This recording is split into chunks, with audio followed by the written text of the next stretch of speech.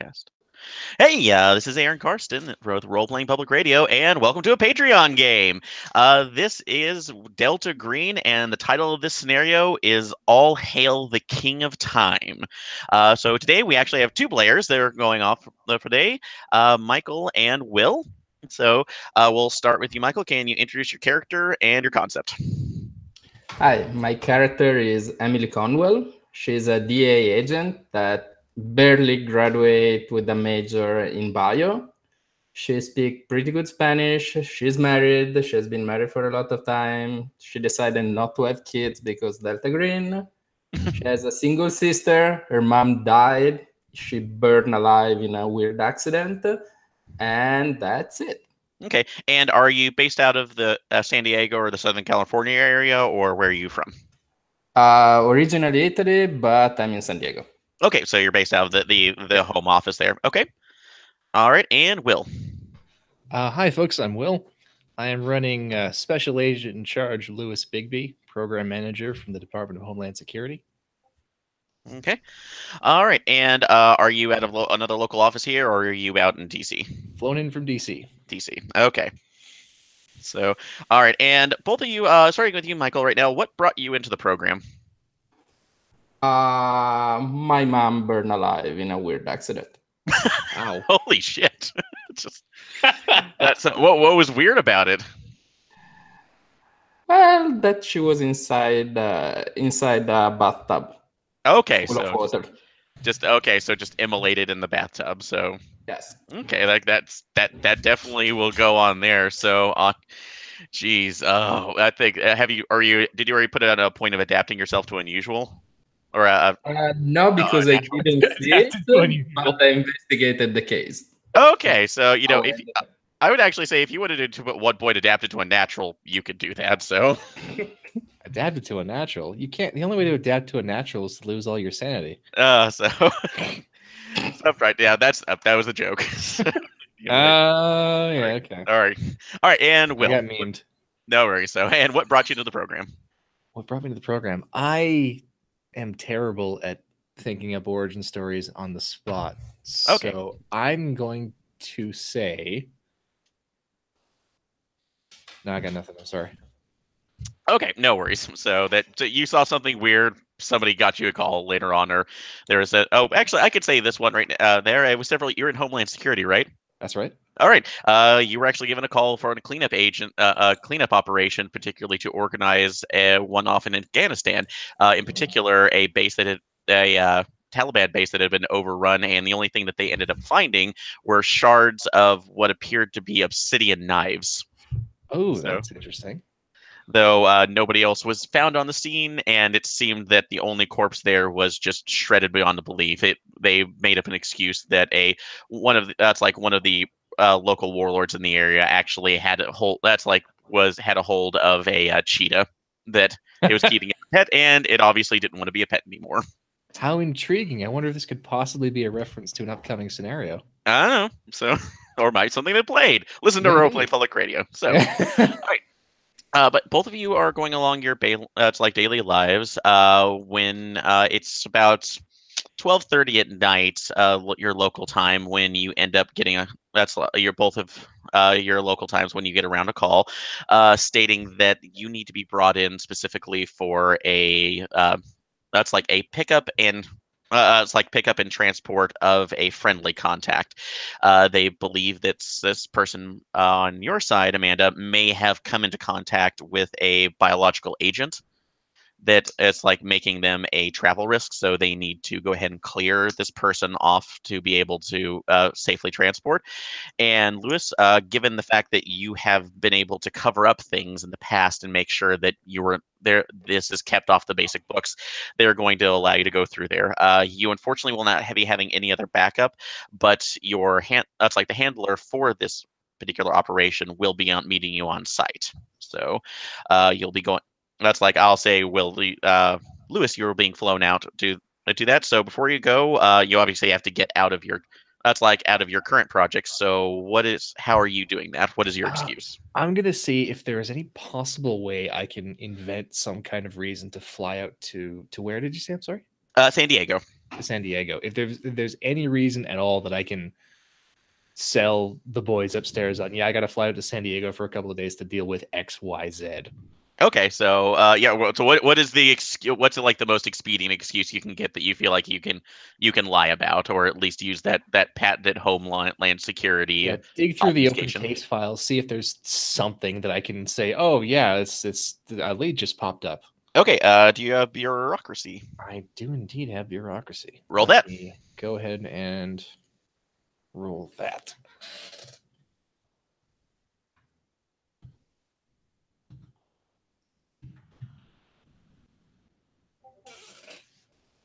Oh, by the skin of my teeth. 59 out of 60. 59 out of 60. Okay, so you've pull up the files right now. You actually see that apparently it's like apparently there was some sort of miscommunication with a that's like a local DEA branch over there. They were actually that's like they ended up confiscating a large amount of actual that's like legal firearms. The reason that they didn't go down is that for some reason the manufacturers were giving replacements for the barrels, and the barrels had different serial numbers than they stocks. So you were been asked to go out there and basically clear up that information and sign off on everything before you go out. So it's mind-numbing monotony as it goes through paperwork, but they need some Homeland Security mook to go ahead and take care of it. So, luckily your team is annoyed with you.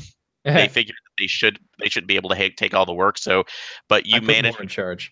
Yeah, you barely managed to explain yourself, so that will not harm your bond with them this time. So, all right. And Amanda, so it is late in the night for you when you get this call. So it's local, thankfully, but it might be keeping you out here. So, and I'll say it's like, and Ronald is your husband, correct? Yes. Okay. So how are you explaining to Ronald, what are you doing to explain to Ronald that you need to be out from this a bit? Oh, shit. Can I dress it as like an official case? You can. So, because with your biology, you said you were working with the DEA, correct? Yes. Okay. Yeah. So yeah. He asked you. It's like, look, I really want to support your career, but you also realize that we're 2 days away from my parents' anniversary, and we promised them this dinner. And if we're not prepared for it, then it's just going to be really bad. Listen, I will try to do it. I will try to arrive on time. I know that I love your father. I will never miss it if it's not something that I cannot avoid. Trust me. All right. So So in this case, are we going to do a persuade on him? Okay, let me try. To see if it persuade. What do you have a persuade or? I have persuade him that you secretly I can't have- stand his father. Persuade that 100%. No, I have a better idea if I fail. Okay. Oof. Okay. Plus, it's not my fault if your sperm doesn't work. That is why we never had kids. So what did you roll in that persuade? 81. Holy shit. 15 Okay. persuade. All right. So yeah, Ronald is obviously miffed as he just stares at you, and it's like, well, you know what? This is me working on our relationship. If you don't care to do that, it's like in lieu of going out in the middle of the night and collecting microbe samples, be my guest, and he walks out. So that has harmed your bond with him by 1. Really? No shit. But being pissed at your mutual and not wanting to talk to them for a span of 24 to 48 hours probably will at least give you enough cover. So good job. All right. So you both are that's like you do get a note from your handler, Amanda, that you need to go ahead and pick up your partner at the airport. You were given given information for where he is. Are you taking your own car, or are you finding another mode of transportation? I'm in San Diego, so I can probably take my car. Okay, so taking my own car. All right. So, all right. You guys end up meeting each other at the airport. So that's like it is a call sign. Basically, they give you a contact number for burner phones. That's that not a big issue. Doesn't they want to keep this off the books? How are you recognizing each other?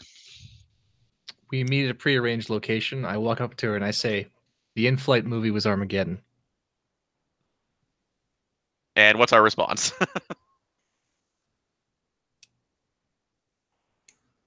Oh shit. I prefer Deep Impact. Okay, so No. It's got to be something that nobody would ever say in casual conversation. Nobody would ever say that they prefer Deep Impact. I would say that it was the better film. You're weird. Call side accepted and response is given. So, all right.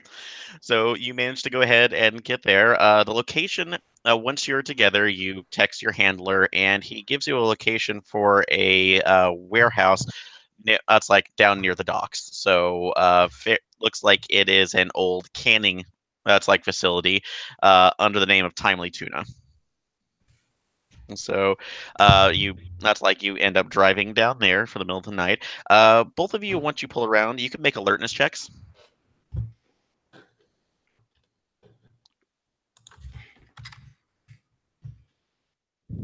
Yeah, I don't feel good about my odds there. Okay. Ooh, yeah, I did it. I have 70. I'm not gonna bother rolling. Okay, so Amanda, you made it. Yes, I did. Okay, so all right. So as you're driving up, yeah, apparently, it's like apparently Lewis is too enthralled within the call signs and of discussing the aspects of early Michael Bay films. So when you go around and you see the building, but there only appears to be one light open. It looks like it's a large side office. And you can at least see the shadow of somebody else what it looks like pacing back and forth, looking out the window every once in a while. So if the other outside of it, the rest of the warehouse seems to be completely shut off. Are there cameras around? Oh, sorry. Can you say that again? Are there cameras around? No, CCTV actually, cameras or no. You do not see any cameras around the area. Actually, I take that back. You do see one, but it has obviously been disconnected. It looks like it was a very cheap security camera that was probably put up by one of that's like the other local businesses to make sure that somebody wasn't jumping a fence or or trying to squat in the buildings. Okay, so I park 1 block from the warehouse. I elbow Louis to say, okay, let's go. And they say that The Rock is the best movie. Okay, so working off from that, you do hear that. You do see that as you hear a knock on the glass on the back of your car. From 1 block away. What the fuck? Okay, I look around. Who's there? So you look. That's like you look at it, and there's a gentleman. You can't actually see his full face because of how dark it is. He's actually almost back. It's like he's too close to the car, but it's backlit by the light. But you see him put up that's like an FBI badge that reads. Will, give me an FBI agent's name. Colin Scott. Colin Scott. Colin Scott, which is the name of your contact. Nice. So, so he moves around to the driver's side. That's like, and is motioning to roll down the window. Okay. So, as you do, he just, you actually get the full sight of his face. His eyes are completely bloodshot. It looks like he has not been sleeping within at least a day, if not more. He's definitely with the program. So, he's has at least. It's like he has a beard, but it looks like it was shaved, but it's still growing out in patches, like it was just done in a very haphazard way. So that just looks like it was meant to be random, but he sits there. You need to be it's like less fucking predictable. So if you really, that's like, we're going to be in a lot bigger trouble if you're not at least going around 3 blocks and not informing your friend over there of where you're going. Oof. Okay. So I roll my eyes from the back seat. No. And after you do that, you just see him stabilize for a minute. He kind of closes his eyes. Sorry, I'm getting a little bit of ahead myself. I'm Agent Scott, so you guys are actually in pretty one. That's like pretty well out here. Follow me on foot. We can go back up to where our friendly is, and waiting to give you your information for. It's like for the transport. So he takes it out there. As you see him walking forward, he starts kind of zigzagging in places. It almost seems like an unconscious thing that he's doing. That he'll start going a path, stop, and then realign himself. Is going through. I would say if either of you have, let's see. So, human, I'll actually allow that for a roll in this case. Or if you have turns in psychotherapy, I will allow that as a roll to see what's going on. I'm going with human. 60%. Okay. All right. Beats my 10%. How can you have 10% in human? I'm not a people person. Okay. That's why I have an ex-wife. Critical fail. Okay. So he's just having a bad night. He's been stressed. That's the biggest thing that you can think of so far. So okay. So you have to worry about that. So he takes you around the to the canning warehouse, opens it up, and takes you up to a office that is a longer. It's like at the very edge of the there, and you go into there and you see what looks to be a it's like a teenage African American boy sitting there just with tons of papers around him as he's making scribbles, writing things down, scratching it out, putting it off to the side, and rearranging things in different ways.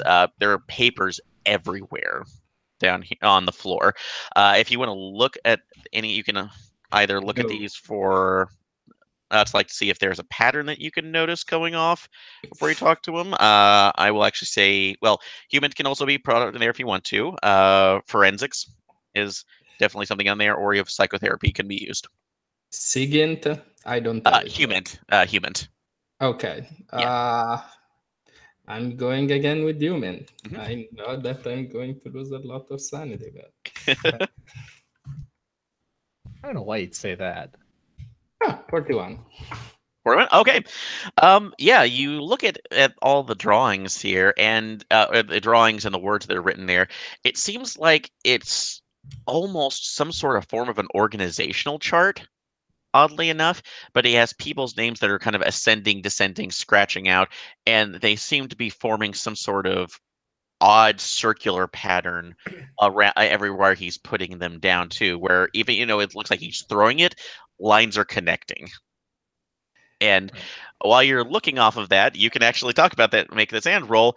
You see your name on one of those. So go ahead and make your sand check. Okay, before doing the sand check, do I notice other people I know's name? Well, make your sand check first before you do that. You'll see.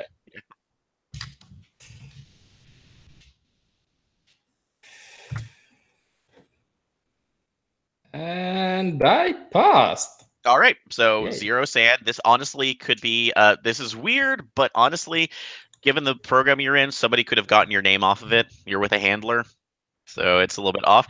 But I will say that since you made that, you can look around, and lo and behold, Lewis's name is on that paper as well. So you can actually, so you can choose to tell him, or you can keep that to yourself for the moment. Okay, I get one piece of paper with our names, and I tell him, "Look, our names." What? What? Oh my! All right, so so in the case, yeah, Lewis, go ahead and make your sand check. That is a fail. All right, so just go ahead and lose 1. That's mainly in the terms of your homeland security. Nobody should be knowing your name unless you really want them to know it. So how in the so Colin walks over to the side. You see he's stepping carefully, almost in between with the empty spaces that have been given for the papers. Gentlemen, this is Tyrese. So he takes out a cigarette, starts trying to light it up in a very, very it's like unsteady manner. He's an informant of a sort. Not in terms that he's linked in with any particular group, but he actually can read some patterns or things that we usually can't, especially when we give him particular intel like the one that you were brought in for.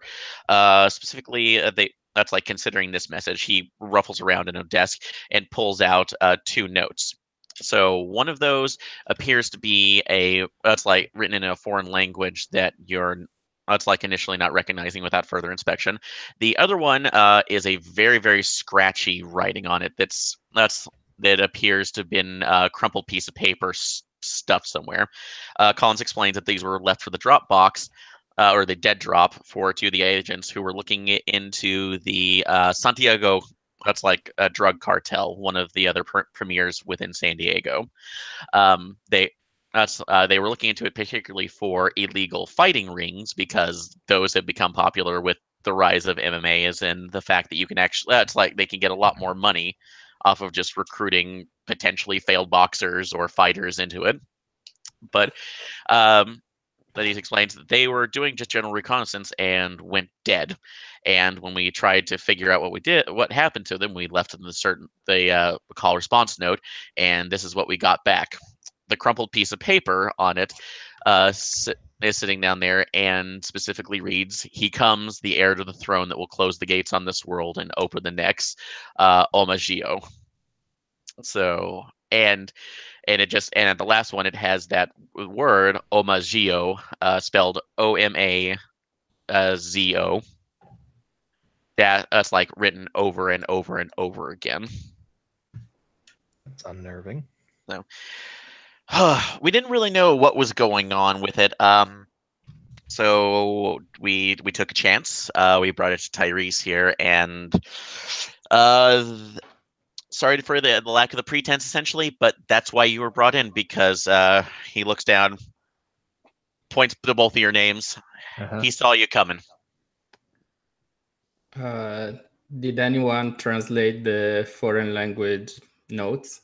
Do you know which language is that? Yes.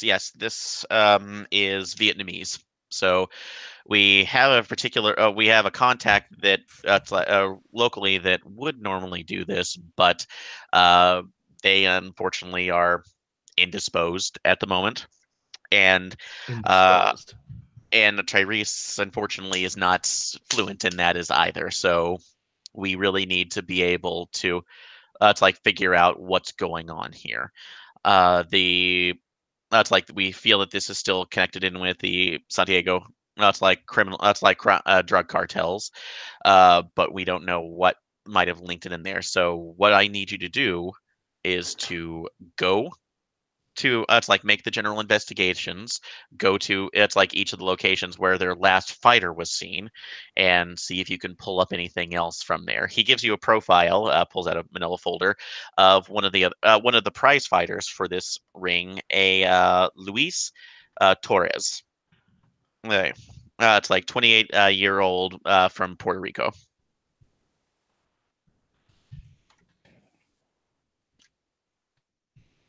Is he a suspect or a fighter? This Luis Torrens. He is a fighter, so he is somebody who was recruited in. It seems to be was recruited in from one of the local fighting rings when he washed out due to an injury. And you're probably Colin continues. You're probably guessing that he was. It's like more than likely he was trying to at least do what he could to get as much money as he could before retiring out, and trying to at least getting himself a more stable start while he was going out. Out of the ring. So do you have a last address for this guy, or like is we don't have the address, but we do have his it's like where he was training. It appears to be it's like Fist of Fury Boxing located downtown. So it's run by a gentleman named Carl. Carl Feathers. Feathers. So yeah. These guys, I don't like. They seemed this is actually when it was his stage name. He used to be a big time boxer, but that's like along the Vegas rings. But eventually, too many concussions to the head is going to give you a bit of the old Parkinson's probably. So you got to figure out what you're going to do here. So, but yeah, we really think that this is leading into something worse, and mainly just because of what Tyrese says. So if I'm going to let you guys, since it's honestly late at night, I'm going to let you guys get rest. You're probably off of it, but if you can hit this as soon in the morning as you can, this is really urgent. Understood. All right. So so going out from that, you have all the general information. Do you have any other questions for Colin? Not for Colin, but I try to talk with Tyrese. Okay, so how are you interacting with him? Hey kid, are you okay? Okay. He seems to be scratching along the lines and just kind of working. It's like working on, not really considering from there. Are you going to do anything else other than just talk to him, or that's I'm trying to tap him on the shoulder. Okay, so when you tap him on the shoulder, he stops. Just it's like he stops, doesn't look at you, but his hand clamps over yours, preventing you from moving it back. And without looking at you, he just quietly says, "You seem to be a key." The key. Yes. Not that's like not a cell metal, not a core metal, but a key. And he looks back at you. If you I think if you unlock the door, Ronald might survive. Make your sand check. Yeah. Okay.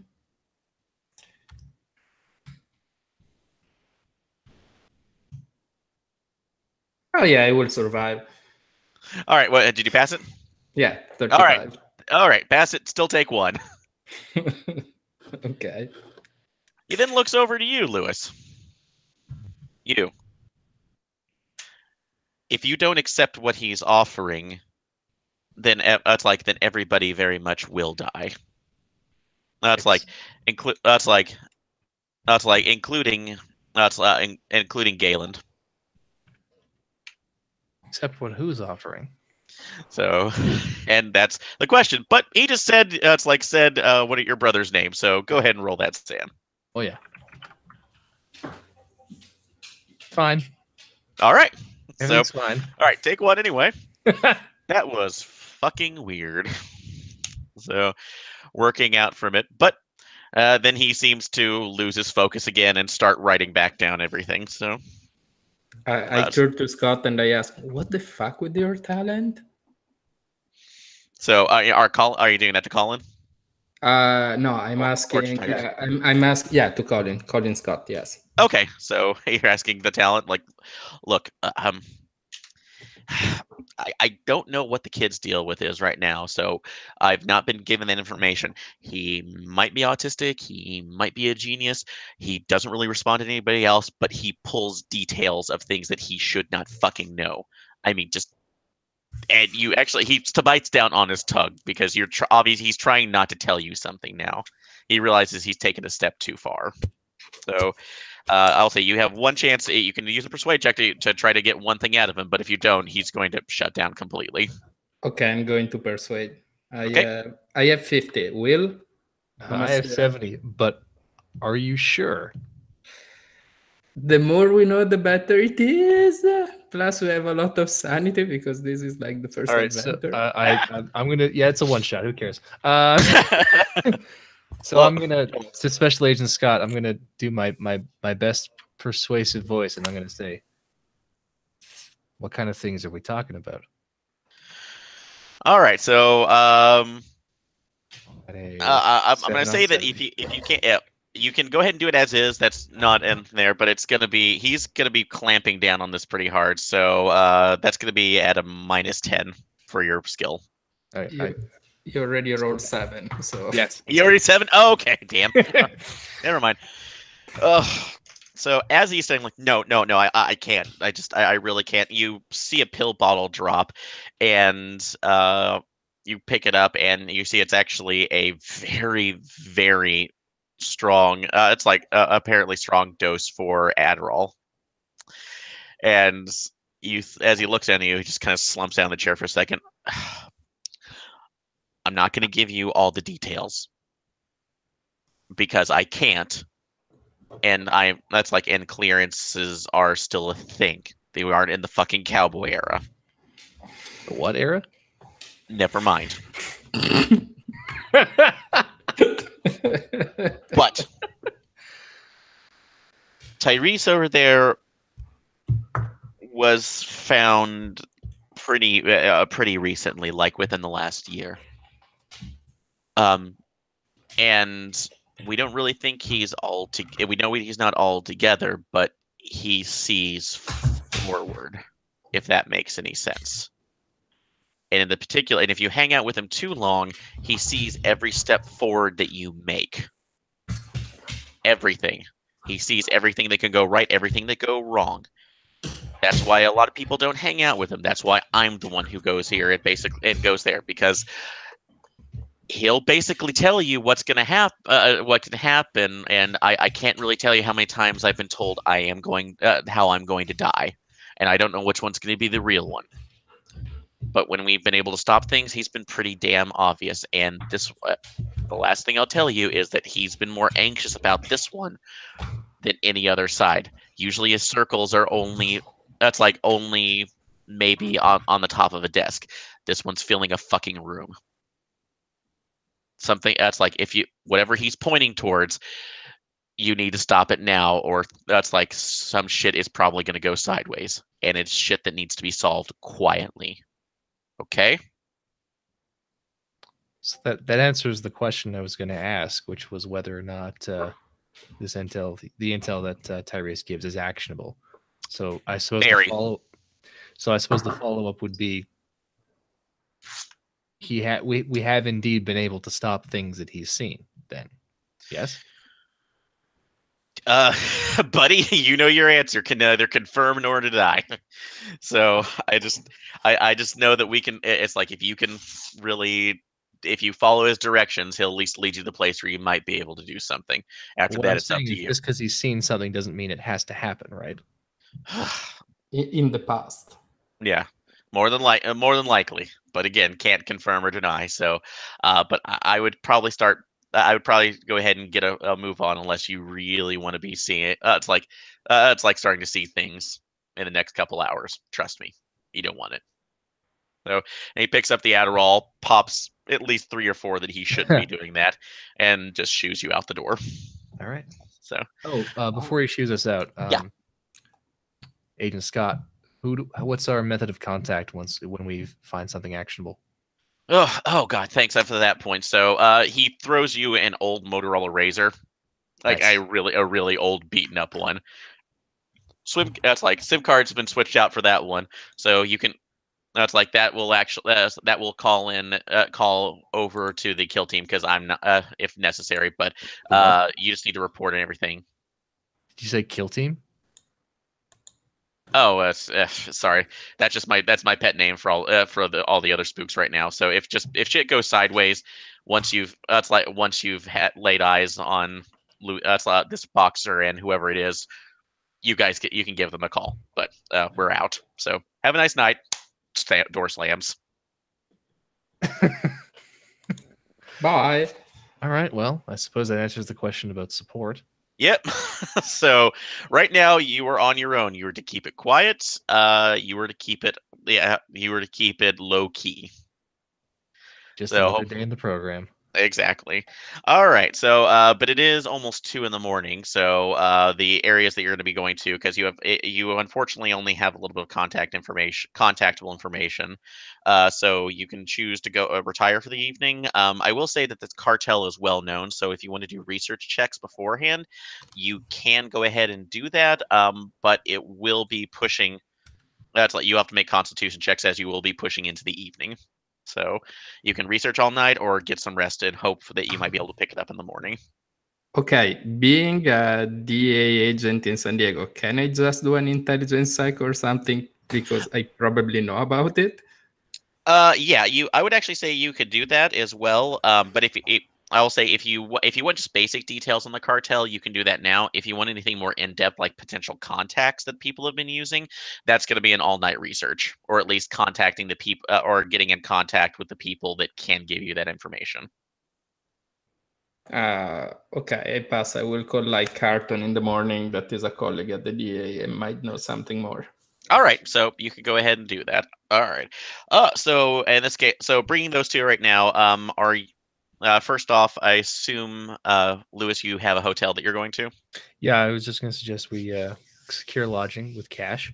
Okay, so seeing as I just got off a plane from DC, I'm probably jet lagged. Yep, easy What's the enough. time That's not going to be an difference? issue. 2 hours. Amanda, are you going home or are you staying with Lewis? I'm staying with Lewis. I don't want to involve my husband. Okay, so you've At least you know he's not going to call you. Yeah, so you've basically covered yourself in the worst way, but you'll go ahead and do that. It's not a big deal. I will tell that I'm sleeping with another man. Don't worry. That's been taken. Use an assumed name. I'm paying with cash. Yep. So that will under Mr. and Mrs. Green. No, I don't do that. I don't do that. All right. So you both retire for the evening. Both of you go ahead and make luck checks. Ooh, my favorite kind. So okay, before we go to that, wait. Oh yeah. Fail. So Amanda, well, are you doing high or low? Oh, I always do low. Low. Okay, so you failed that one. Yep. I'm going to do low too. Okay. Sure. Yes. It was low. It was a 2. Okay, so so Amanda, you succeeded, and Lewis, you failed. Mm-hmm. Okay, so all right. Working on from that, Amanda, you have a dream this night. So you lucky me. So you seem to be walking, but you don't really know where you are. But as you're going forward, you start seeing yourself. It's like you pass through some sort of like a mirror or something. So you actually looks like you're yourself. But as you go through and you look behind, you see that there are almost flash images of you trailing behind you. And as you're moving forward, you're starting to see those splitting off into different areas, going through and encountering other figures that you can't really see as distinctly. I will say with an alertness check, you can try to make something out. I'm trying to do it.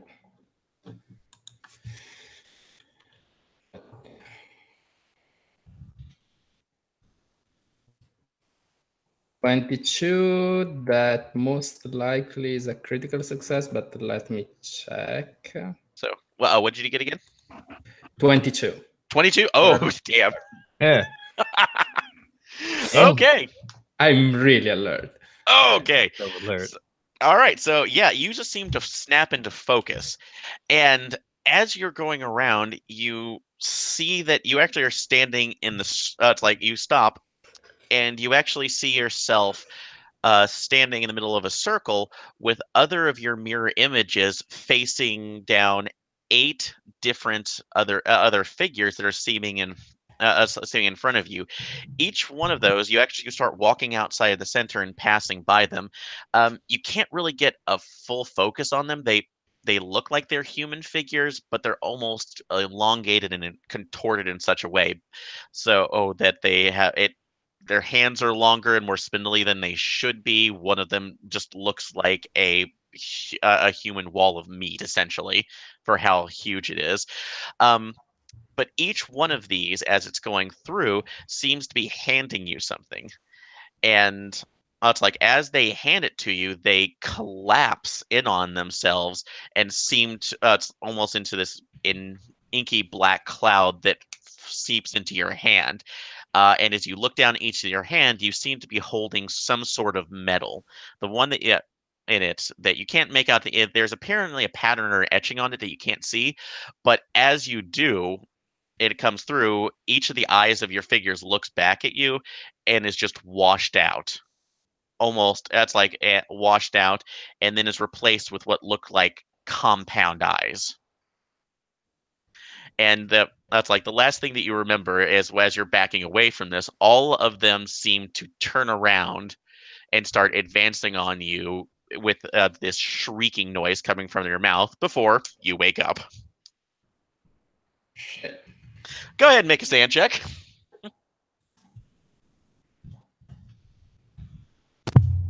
It alarms me that was the result of the successful luck check. Yeah. I failed. You failed? Okay. That was a little bit off-putting, so... Oh, you're lucky. You just lose 2, so... Okay. But that is obviously a cold sweat. Okay, try to get some piece of paper from next to the bed, or I even use the Bible and the pen. Okay. And I try to scratch the piece of metal that I remember, or anything that I remember about the pattern as soon as I wake up. Okay, so you're trying to at least you're trying to draw one of the patterns on the metals. Yes. Okay. Even anything. Yes. Okay. Let's see. For that, I will actually say that just since you're trying to remember that, that's going to be a intelligence times 5 roll. Yes, it's 65. Yes, I did it. Okay. All right. What was your score? My intelligence is 13, so 65 is the maximum. I did like 1/5 of my intelligence, 13. Okay. Okay, 13x. Oh damn, you almost. Oh man, if only If the it was a different game. yeah, you just impaled that, so it's working from it. But still, that's good enough. So yeah, you start drawing on it, and I'll say with that roll, you actually remember 2 outside of it. One ends up looking as you draw it out, ends up looking more like a cricket of some sort or some sort of grasshopper, which is odd. And the other one, that's like you can't. It's a little bit off or familiar with it, but the other one that comes up, it it looks like some sort of purplish winged creature. You can't really, it's like almost identify it. It's just it's off-putting too. And as you look between those, you remember look both between these images. You look at the grasshopper one. It's off-putting, but at least it seems that's more familiar. It's a strength base that you're feeling kind of strong looking at. The other one just feels off. It feels like it should not exist.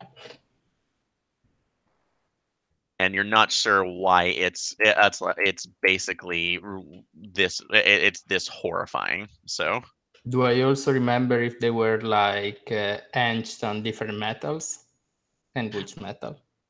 okay, sorry, I meant to say that it's it's like a metal, so like a medallion. Mm-hmm. Okay, so and you want to know what the kind of metal it looked like? Yeah, because there were like 8 people, each one had a different symbol with the different metal, etc. I want also to Okay, yeah, so yeah, those ones you can't really recall any other details other than that. They looked like I'll say it looked like the edges were slightly copperish, but everything inside of it more or less looked like it was some sort of resin or gemstone that you couldn't quite identify. Okay.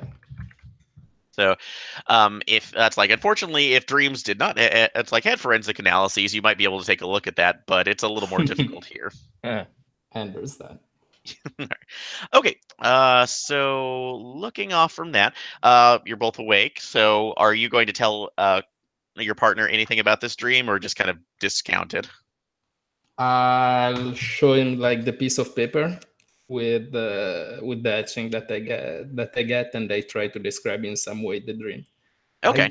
I had like this weird dream. There were like 8 versions of myself getting weird metal from like shadow creators, and this is the only thing I can remember. It might be nothing, but we see weird shit. So All right. Sort of squint at the drawing. Like, what is this? I have no clue. Hold it upside down. I'd hand it back. Shake my head. I okay. Well, now you told me, I guess.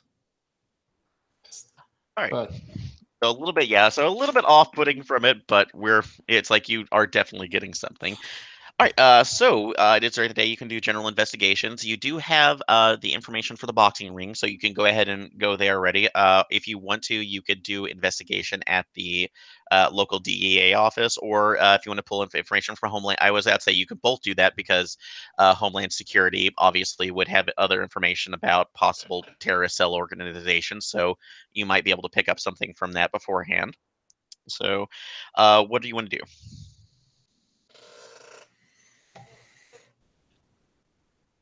Excuse me. Oh, no worries. Why don't we see if we can do some remote research over breakfast before hitting the pavement? What do you think, partner? Yeah, let's bring the laptop to the Starbucks. Yeah, bring the secure laptop to the Starbucks. Okay. And use the totally good unsecure breakfast at network. Starbucks. Now let's see. Is San Diego in the part of the country that has Waffle House or Denny's? Okay. I'm pretty. I believe It has that- Waffle House, but Okay, because But you can honestly, you I'm can from make it Canada. I Waffle forget House. where the dividing line is. I forget on there, but you can. I haven't been out there in years. But honestly, if you want to make it a Waffle House, I don't care. So Waffle House is everywhere. It is. If you want parasites, you go to Waffle House.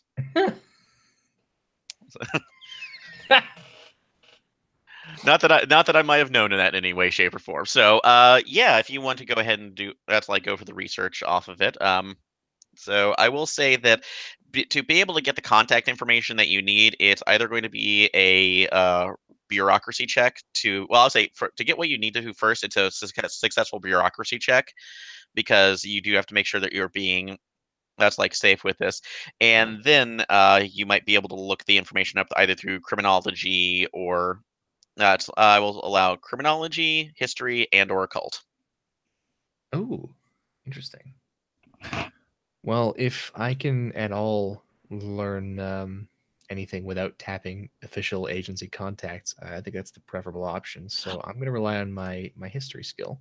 Okay, so remember, before you access through. any of this, it's a bureaucracy check. Oh, basically, it's to make sure that you can access what you need to through your own offices without being caught.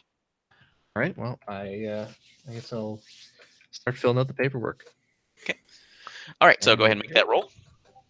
And that is a 34 on a 60.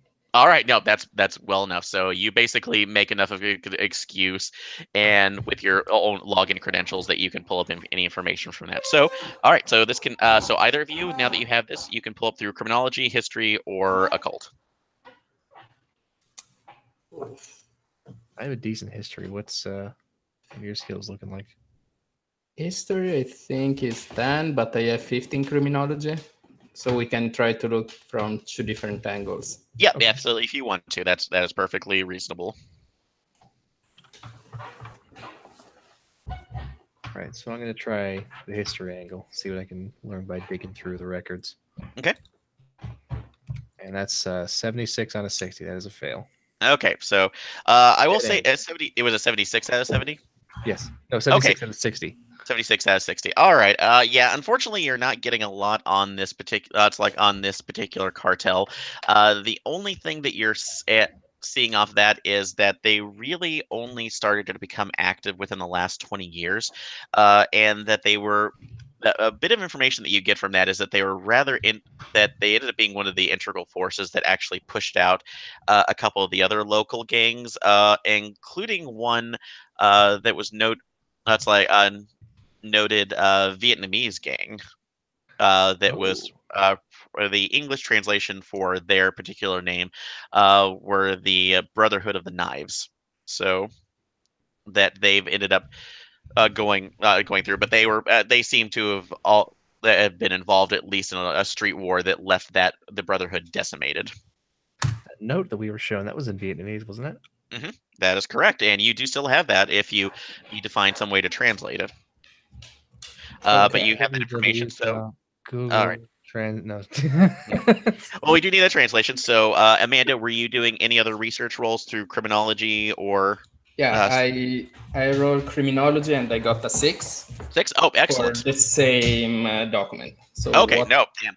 Okay, yeah. So you were looking from there. Yes, you actually know that it's like Santiago's moved in, particularly, actually, oddly enough, pulling about 20 years ago. They managed to pull toward the legitimate schemes, in particular with opioids instead, and stolen pharmaceuticals instead of the normal. It's like the normal narcotics run that they were done from there. They are pretty ruthless when they come through. they're not as bad as some of the lower Mexican cartels with with the aggression, since they obviously can't pass that fully over in the States.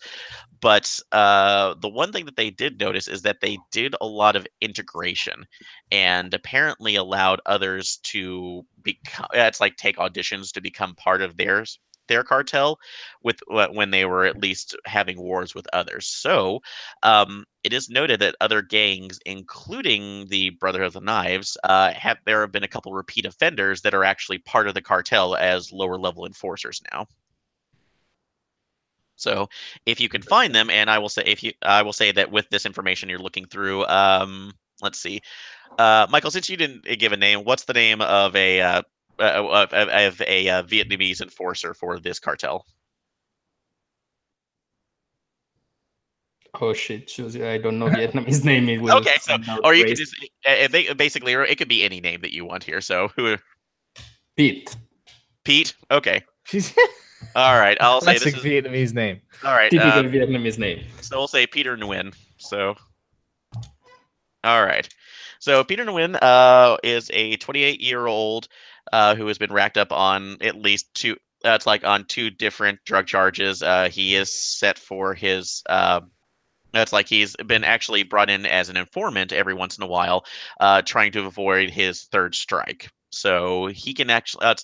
So that might, if you can find him, that or at least a local hangout, that might be a potential lead into the cartel itself, outside of looking into the rings, the ring as well. So, Sounds all right. an excellent lead. All right, but yeah, you do have another lead into the cartel information.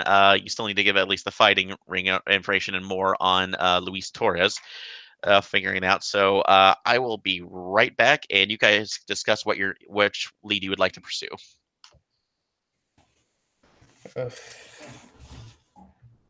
So we can go for the ring, or I don't know, check the parole officer of this guy to get an address. And then, yeah.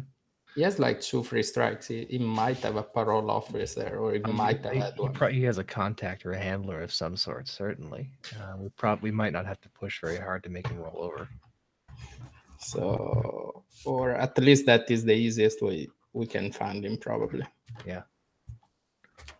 Yeah, so we find whoever his contact is, we flash our badges, we, invoke the Patriot Act or whatever. Yeah, your badge is more scary than mine, so try to do it. So we have that one. I have no fucking clue what the dreams are, but whatever it happens, I will always choose the grasshopper and not the purple wing creator if I have to choose. You sure it's not a locust? No, I said it was a grasshopper. Grasshoppers and locusts look similar, don't they? Okay, I might have dreamed this, but I remember someone that said that if you piss off a grasshopper, it became a locust or something like that. They were basically scratching their legs to make them aggressive and going in full locust mode. So yeah, the grasshopper is only like a really piss off locust, or they really can locust, the opposite. Oliver, stop, please. Come on, just think of that. So what do we know about this fighting ring? We don't know much about it. We want to investigate this cartel. We have to find this Luis Torres. We might look into the history of this like car feather to see if it was involved in some way. Why stop fighting for whatever, Las Vegas or so? All right. So what line of investigation have you chosen?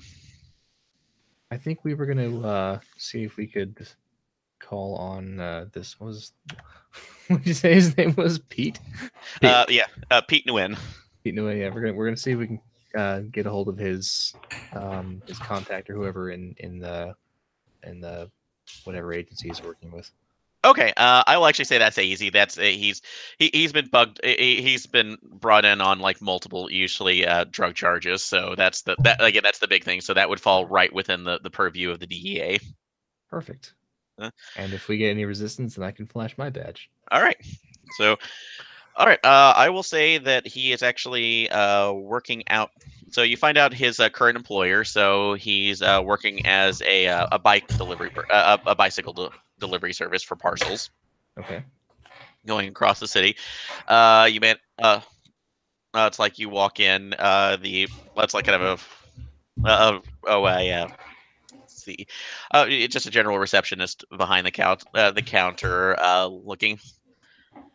It's like looking up, saying, "Yes, can I help you?" I flash the badge, or you flash the badge? You start with you. Okay, I flash the badge and said, good morning, miss. We're looking for Peter Nguyen? Nguyen? Oh yeah, Pete. What? He's not in trouble, is he? Because he's been doing really well, trying not to keep his nose clean. So I know that there was something about the weed, even though it's technically legal here. So He's not in any trouble. We just have a few questions we need to ask him. okay. Well, he should be coming back just around now. We're only we do the bike parcel thing because it's environmentally friendly. So we would have. That's like we're gonna be cool about that. But yeah, are you sure he's not in any trouble? Oh no, Because I don't really. no trouble at all.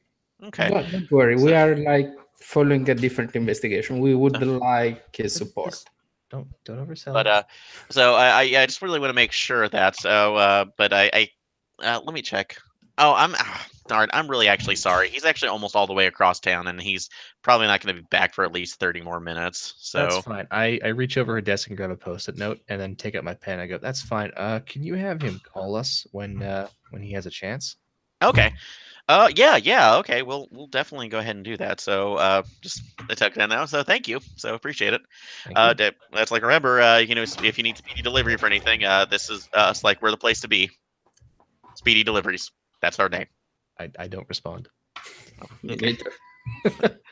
So all right. But yeah, as you're leaving behind there, both of you can go ahead and make alertness checks. Wait. What's that?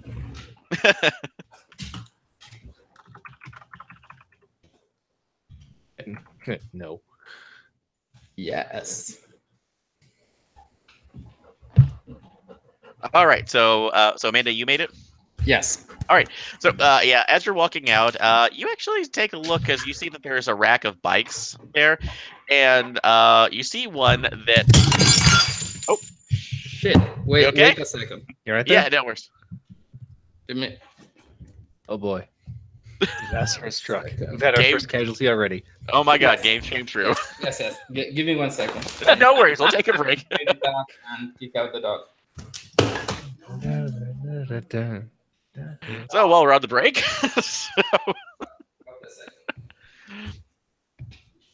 working from that. All right. Well, are you enjoying yourself so far?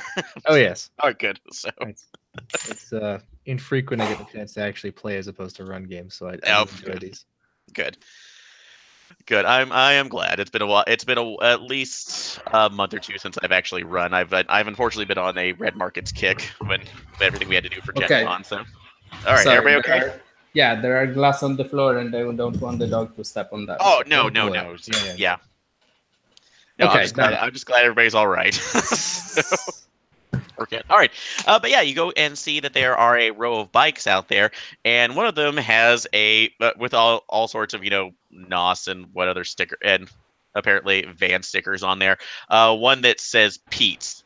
So more likely, it kind of comes to your mind that Pete might not be on that run. So Pete might be somewhere around, or Pete might be running soon. Oh, he might be on the run. So, Okay. I will. Yeah. So for that one, you actually, but you do look, but you realize that he there. You didn't really think about it, but looking back, at the woman who was at the counter, somebody might not have been telling you the truth. So, especially if somebody has multiple charges against them and is really trying to avoid that third strike. Mm-hmm. So I will actually, yeah, since you know that, I will allow. I will say this: either a SIGINT roll or another alertness roll, or I'll allow criminology as well. I'm going with alertness. Mhm.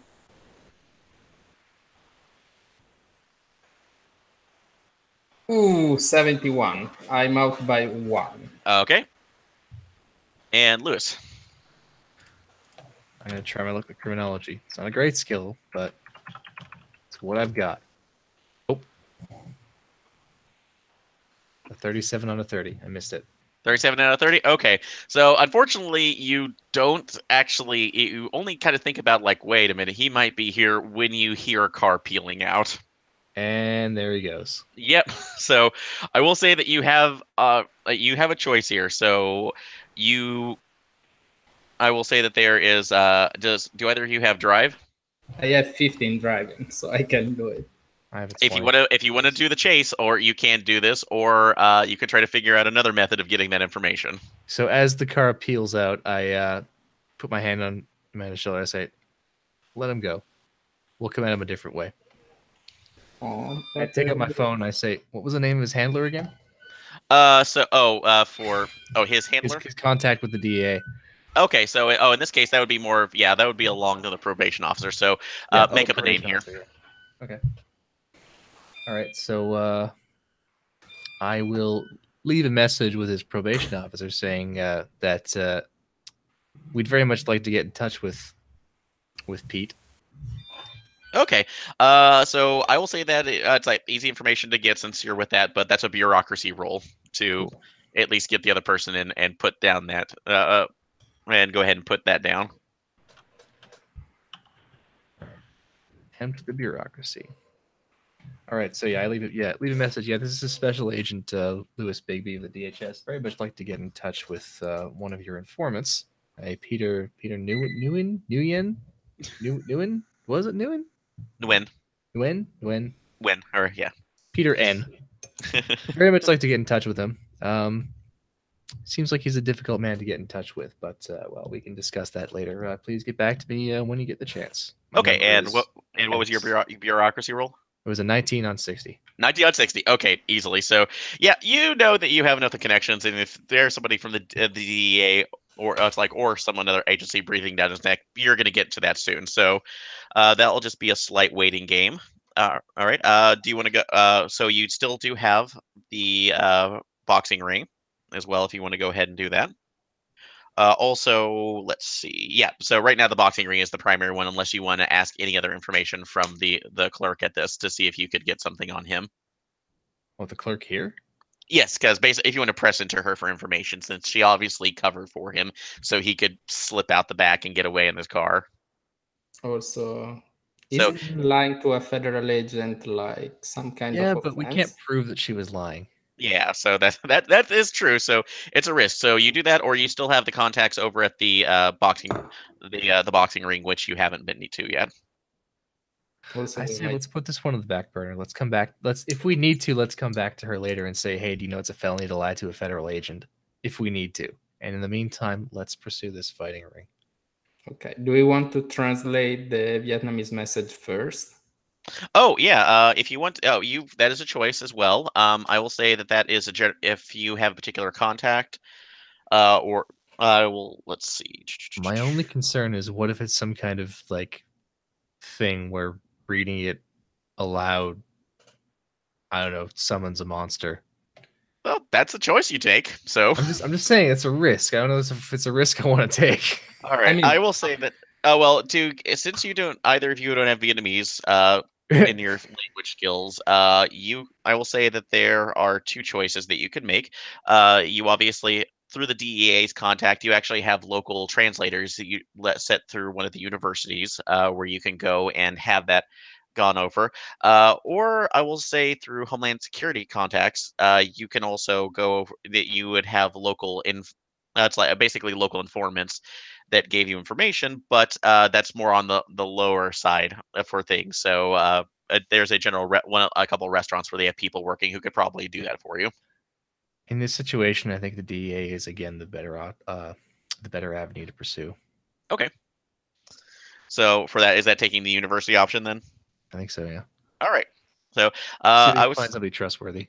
Okay, so yeah, Amanda, I would say you have that contact in there if you want to call them and see if you can persuade to take an off the site job. Since very hush hush. I'm going to ask Professor Helen Clark from UCSD, linguistic. All right. Helen Clark. All right, so she is. I'm assuming this is a classmate of yours, correct?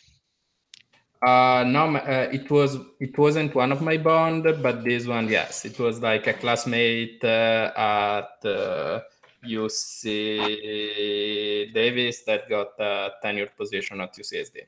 Okay, excellent. So, and it's for this one. So, you call her up. Like, oh, Amanda, how are you doing? Hi, Alan.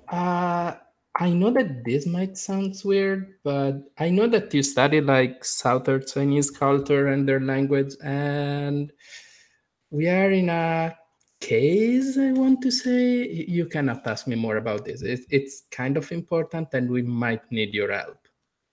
It's about the translation. Oh, I would like to take a look at that. I don't mind about that. Is this all above board? Because that's not that not that I'm worried about my 10-year track on any other case, but I just I don't want to kind of get involved in anything because you know how everything's on the phone. I mouth to Amanda the words national security. It's okay. It might be related. Point to me. It might be related to. I look at the national security. Nod. All right. So okay. Yeah. If you want to do that from it, so it's all right. So I would say go ahead and make a persuade check, just to see if you can get anything out of her. Uncle Sam needs your help, Professor. Persuade. Do you want to steal my phone and talk with her? I'm national security because I'll say 70 or. I'll say that if okay, let's do this first. So, Lewis, if you can make a persuasive enough argument towards her for this, I will allow Amanda to have a +10 on her roll.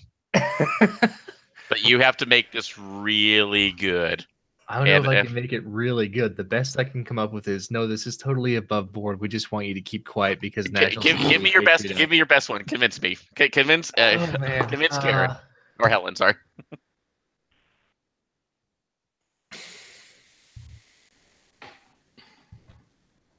I think.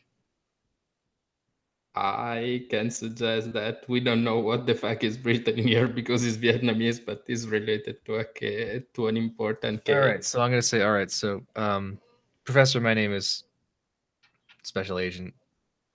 Not my name. There it is. Special Agent Louis Bigby, Department of Homeland Security. I understand your concerns. Obviously, this is an unusual request. I can assure you, this is indeed a matter of national security. This is above board. We have excuse me. What? 1 sec. Sir, excuse me. Oh, okay.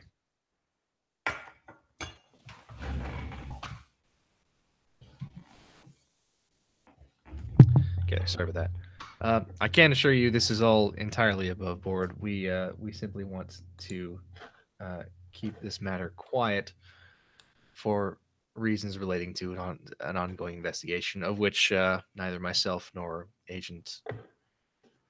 What was your last name? Conwell. Connell. Okay. No, neither myself nor Agent Connell are at liberty to discuss. I'm sure you understand. Okay. We would be very grateful for any assistance you could offer. All right. So worry. So for that, all right. I will say, I will give you two choices. That can be a persuade or that can be a bureaucracy check. Oh no, I'm going persuade. I'm fucking going persuade. The heartstrings. Oh, 65 even, and I have 50 base. Okay. Oh, sorry. Okay, sorry. I wasn't clear on that. We meant Will, go ahead and make your roll at bureaucracy or that, and then that will give you a +10 on this on Michael's persuade. Can I use that 65 against my 70 Oh. persuade? Do I have to roll my own? I'll roll my own.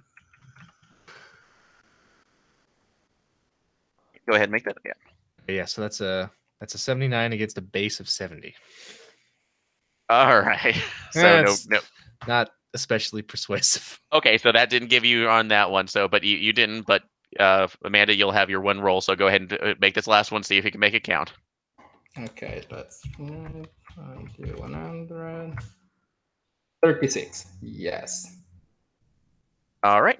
So, all right, 36. Excellent. So she kind of hems and haws, like, I'm not really sure. This is kind of off, but all right, we'll go ahead and translate it for you. So, you mean to tell me a university professor has some qualms about cooperating with government G-men who drop words like national security and and Department of Homeland Security over the phone? In the bluest state in the union? Yeah. So, yeah. We should have used NSF grant. Okay. All right, that could be another good one. So, all right, yeah, she invites you. You can go over and drop. It's like drop that off with her. So, you can go ahead and so I'll say you can walk up, go to the university now if you want to drop that off, or you could split yourselves up. One to go to the university, another person go over to the boxing gym if you want more information there. I think what we're going to do is we're going to make a copy of the text and then drop that off. Okay. So that we still have the original, just in case. Okay. So, all right, good. And all right, if we're there, so where are you making that copy at? Now there is an interesting hurdle. Mm-hmm.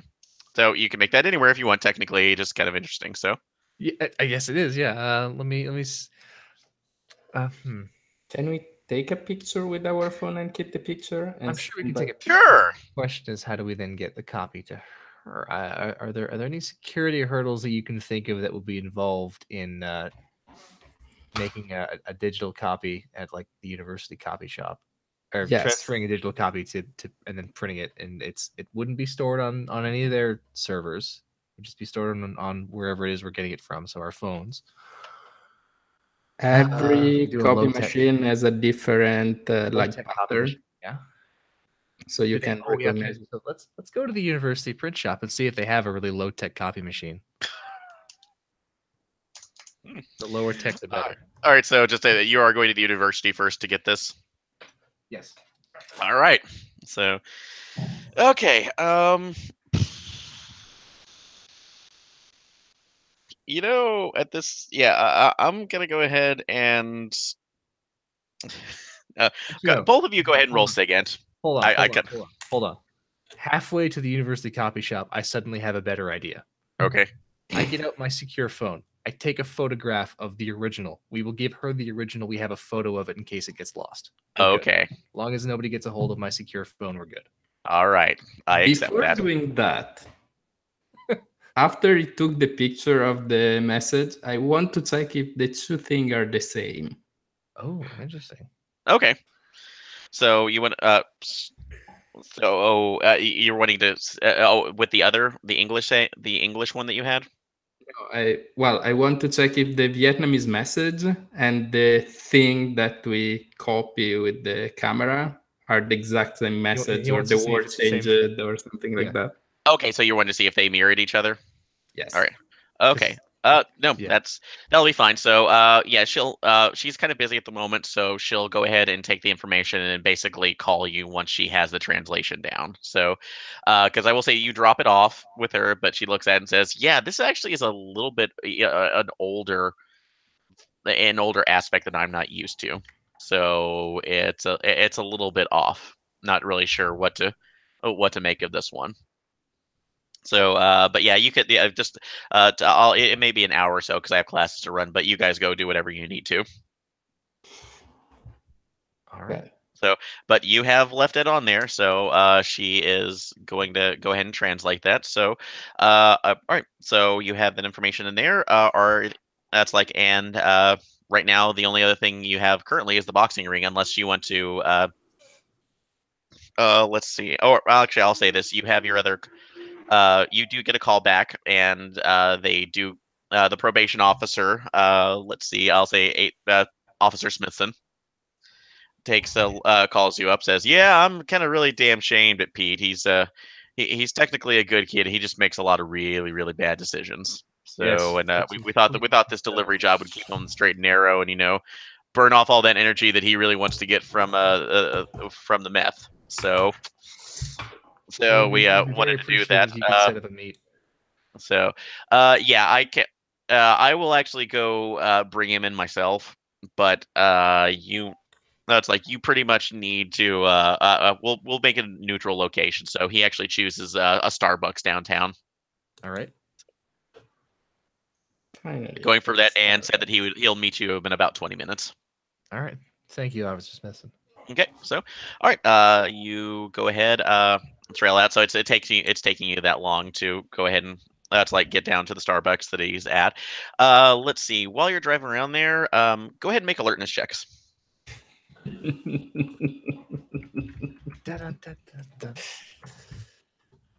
69 over a 70. 69 over 70. All right. Let me get Once that. again, you make it and I don't. All right. So, all right. So I'll say, Lewis, you're driving. You're just kind of kid. Eyes on the road. Yeah. So you're just kind of go through. Amanda, you don't. It's like you start looking. You're getting near the Starbucks, and you're just kind of noticing that your head's getting a little bit fuzzier for some reason. You don't know if you got enough sleep or not, but you look over and you see something at least odd for what would be the middle of July over in California. That there is a That's like there seems to be a motorcyclist next to you, but damn it all, if it doesn't look like he's almost the way that the stuff that he's wearing, it's almost seeming like it's winterized gear for some reason. That he has what looks like a very thick greenish hide, like a greenish leather jacket on over that, like almost leatherish. That's like thick leatherish black pants, and you can't see the face in the helmet too. But there's this heavy red scarf that's just sitting out there, and nothing should, other than just that he's like dressed and look like he should be burning to death, and this should be weird to you. But as you get there, that drawing of that grasshopper keeps coming back in your mind, and you just find yourself staring at this motorcyclist while you're at the stoplight, almost to the point where you feel like you feel yourself grabbing, almost trying to grab to the handle of the door to try to open it up. So, that's you're looking from there. I will allow you to make one more alertness check. While you do that, Amanda, go ahead and make a sanity check. I don't make this alertness check either. Okay, you're just trapped. I do. Wait, with an 18? Okay. I'm sorry? I did make it. It's an 18 on 20. That is okay. You made that 18 on 20. So, all right. So you notice that Amanda, as you're looking over, she seems to be staring at the window at this motorcyclist. It's just a little bit weird right now, unless she's into that, I guess. But you see that it almost looks like she's about to open the door. So, Amanda, go ahead and make your sanity check. I did, and I failed. 67. All right, 67. So, go ahead and let's see. Oh, and I keep dropping things, so let's try this again. Oh, Amanda, lose 5. Okay, I project.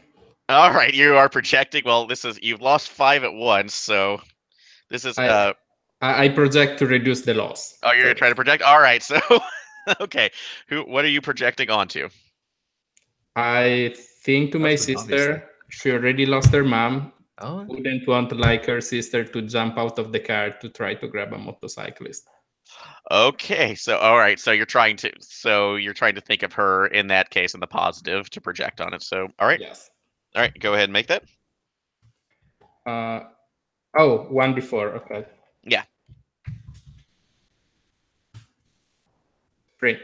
So all right. I'll lose 2. Nice. Yeah. All right, so you you almost open the door too, but it is still there. So, yeah, you've reduce that to 3. So you're. I reach over to the side console and enable the childproof locks.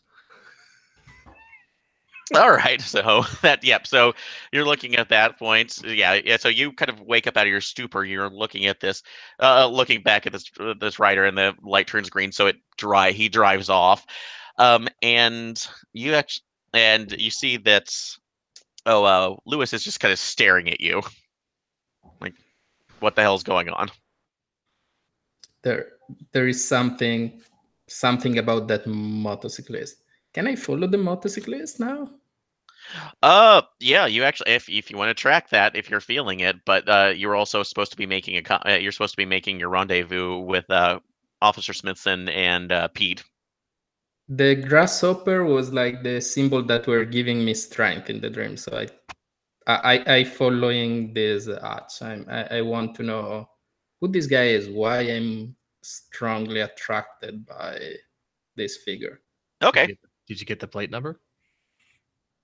I will say that's one alertness. That Amanda alone can only do a 1 alertness check since she was staring at it. So this is one and done. If you don't get it, you don't follow. Okay.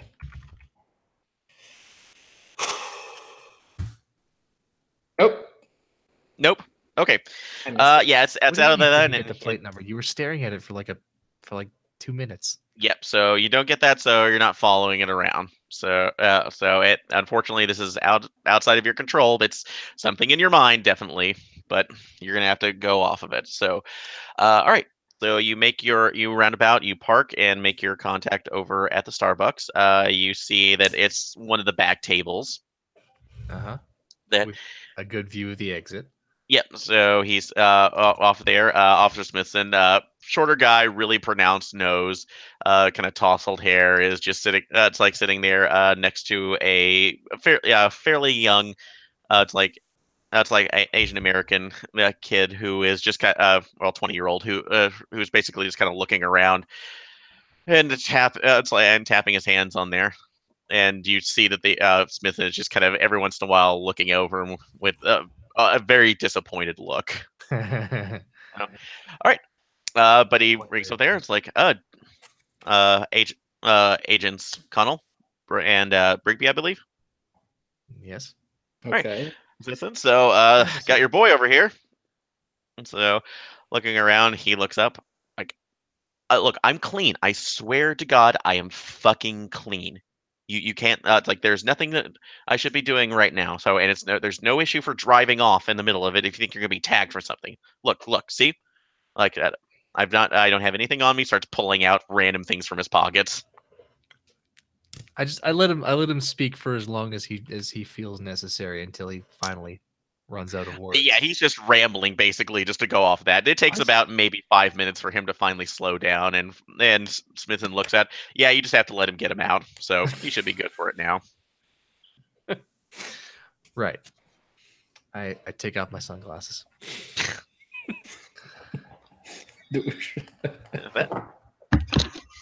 All right, so and we'll just kind of break this for a second. Hey, John, how's it going? It is going. How about yourself? Excellent. So we got our third player in. We're going to do this scene quickly, and then we'll get you integrated into it, okay? No problem. Yeah, sorry I'm so late. It's okay. By the way, the pre-gen was on page 346 that I picked. Okay, so, all right, excellent. Well, actually, we'll take just a small break for a second. If you guys want to talk to yourself, I got to take this call. So, sorry, sure. 1 moment. Hey.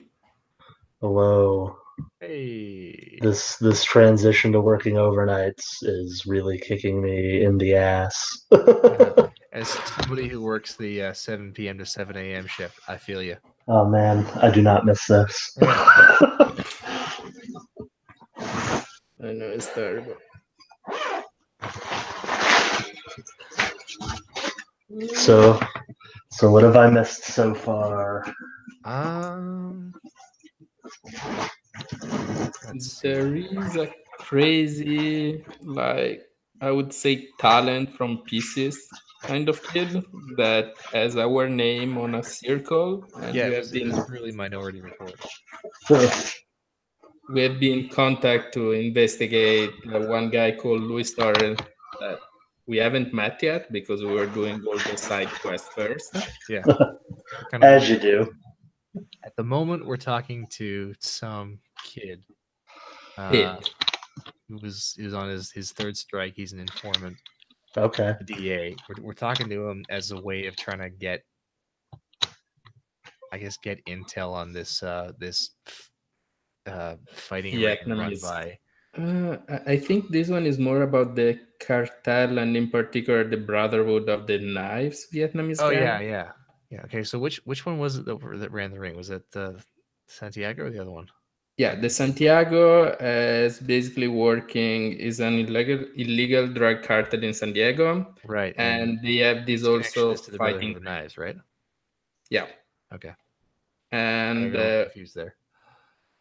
we basically run all our investigation from the criminology and historical point of view, but we might have also like investigate if any one of us had it from the cultist point of view.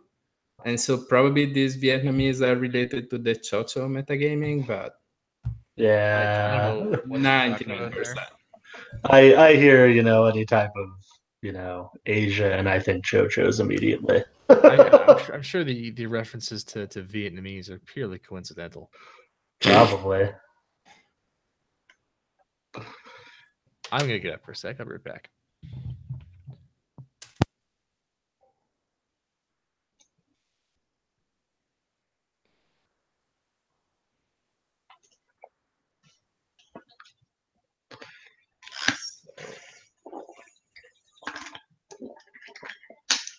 Ooh, and what the hell is Omagio, whatever is called that god? I don't recall. Okay.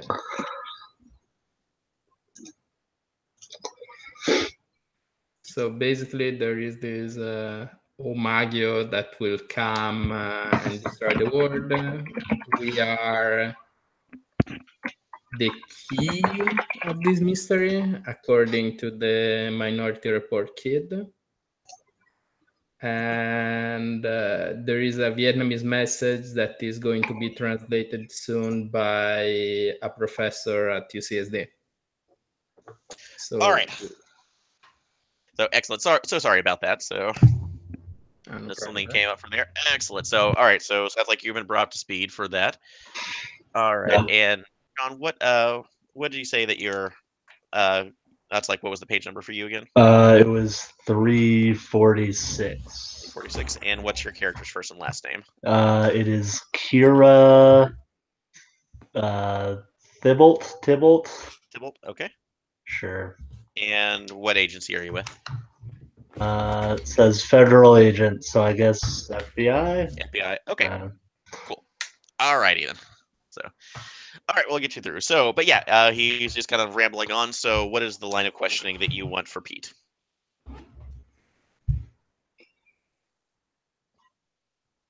We might want to ask about either the Brotherhood of the Knives or the cartel. At the moment, I don't remember the name. It's not the Sinaloa, but Oh, the Santiago cartel. Santiago. Okay.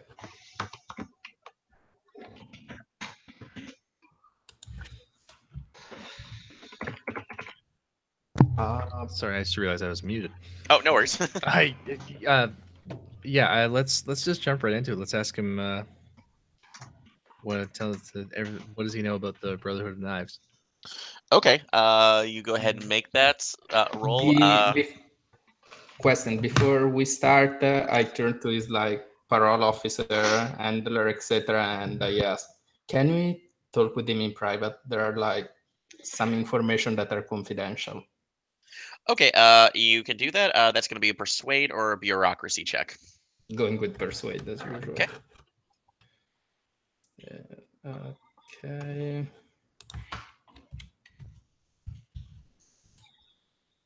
Oh. Okay. All right. So, like A said, look, I understand you got procedures here, but I'm not supposed to let him in my hand. Trust me, my ears are going to be closed no matter what. So I'll just, I will look interested, because you federal types deal with other bullshit that we don't. So, But yeah, he's refusing. He's going to be staying on there. So it's like you might, although you might convert a friendly depending on what you do. So, but yeah, that's like he's still on there. So you said you were going to ask about the Brotherhood of the Knives. Will? I think he's muted again. All right, it again. Oh, okay. Yeah. Okay. Yes, we're gonna ask him what he knows about the Brotherhood of Knives. All right. Both of I will say, Will, since you were just watching him, you can go ahead and make either an alertness or a human check. Man, what is with all these skills I don't have? All right, I'm gonna try the alertness at 20. All right.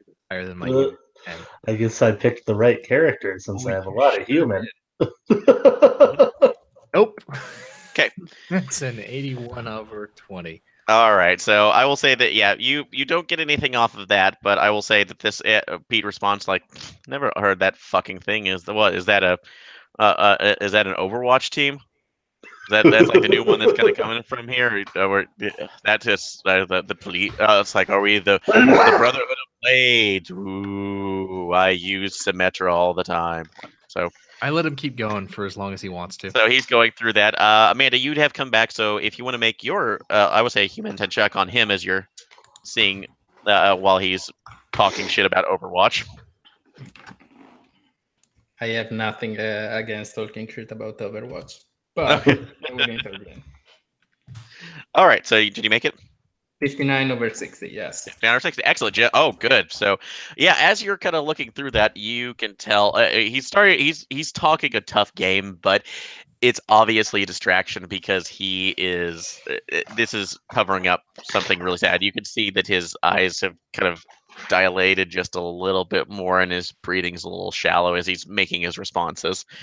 And as you're looking, and something that you caught after the side from it is that when you've mentioned that, he immediately started looking out the windows as he was it's almost that he was expecting something. I go close to him and I whisper in his ear, "Oh, Maggio." And he immediately gets stiff. Just looking. And he almost he leans back in, almost trying to grab for your shirt, but just saying, "You don't say that fucking name here." See? And about that, and Smithson comes in to try to separate the two, but he's so do I. Okay. It's like, I stop Smithson. It's okay. It's okay. Okay. Just, he knows what he's talking about.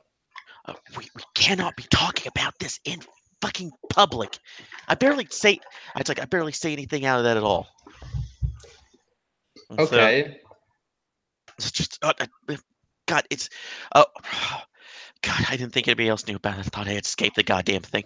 Look, I will fucking tell you anything. If you know that name, you probably don't know where too goddamn much. I will tell you anything that you want to, but you need to. That's like get me to a safe place. I'm not saying it out here. I'm absolutely Peter, not. We tried to talk to you in a safe place, but you ran. So this is just. This is on oh you. no, that office not safe place. Anything out in the open, other than it's buried in a bunker, I'm not is inclined not to fucking work with safe. someone who's tried to flee from us once before. We tried to do this the easy way. Now we're doing it your way. This is on you. You tell us what's up, or you go down. Okay. Let's see. I will say that's a persuade since you're kind of putting in there, but that's a plus 10 on there. Or I'll actually give you criminology on that one too, since you're kind of convincing. I'm gonna go with my persuade since it's considerably higher. Putting on my big boy pants.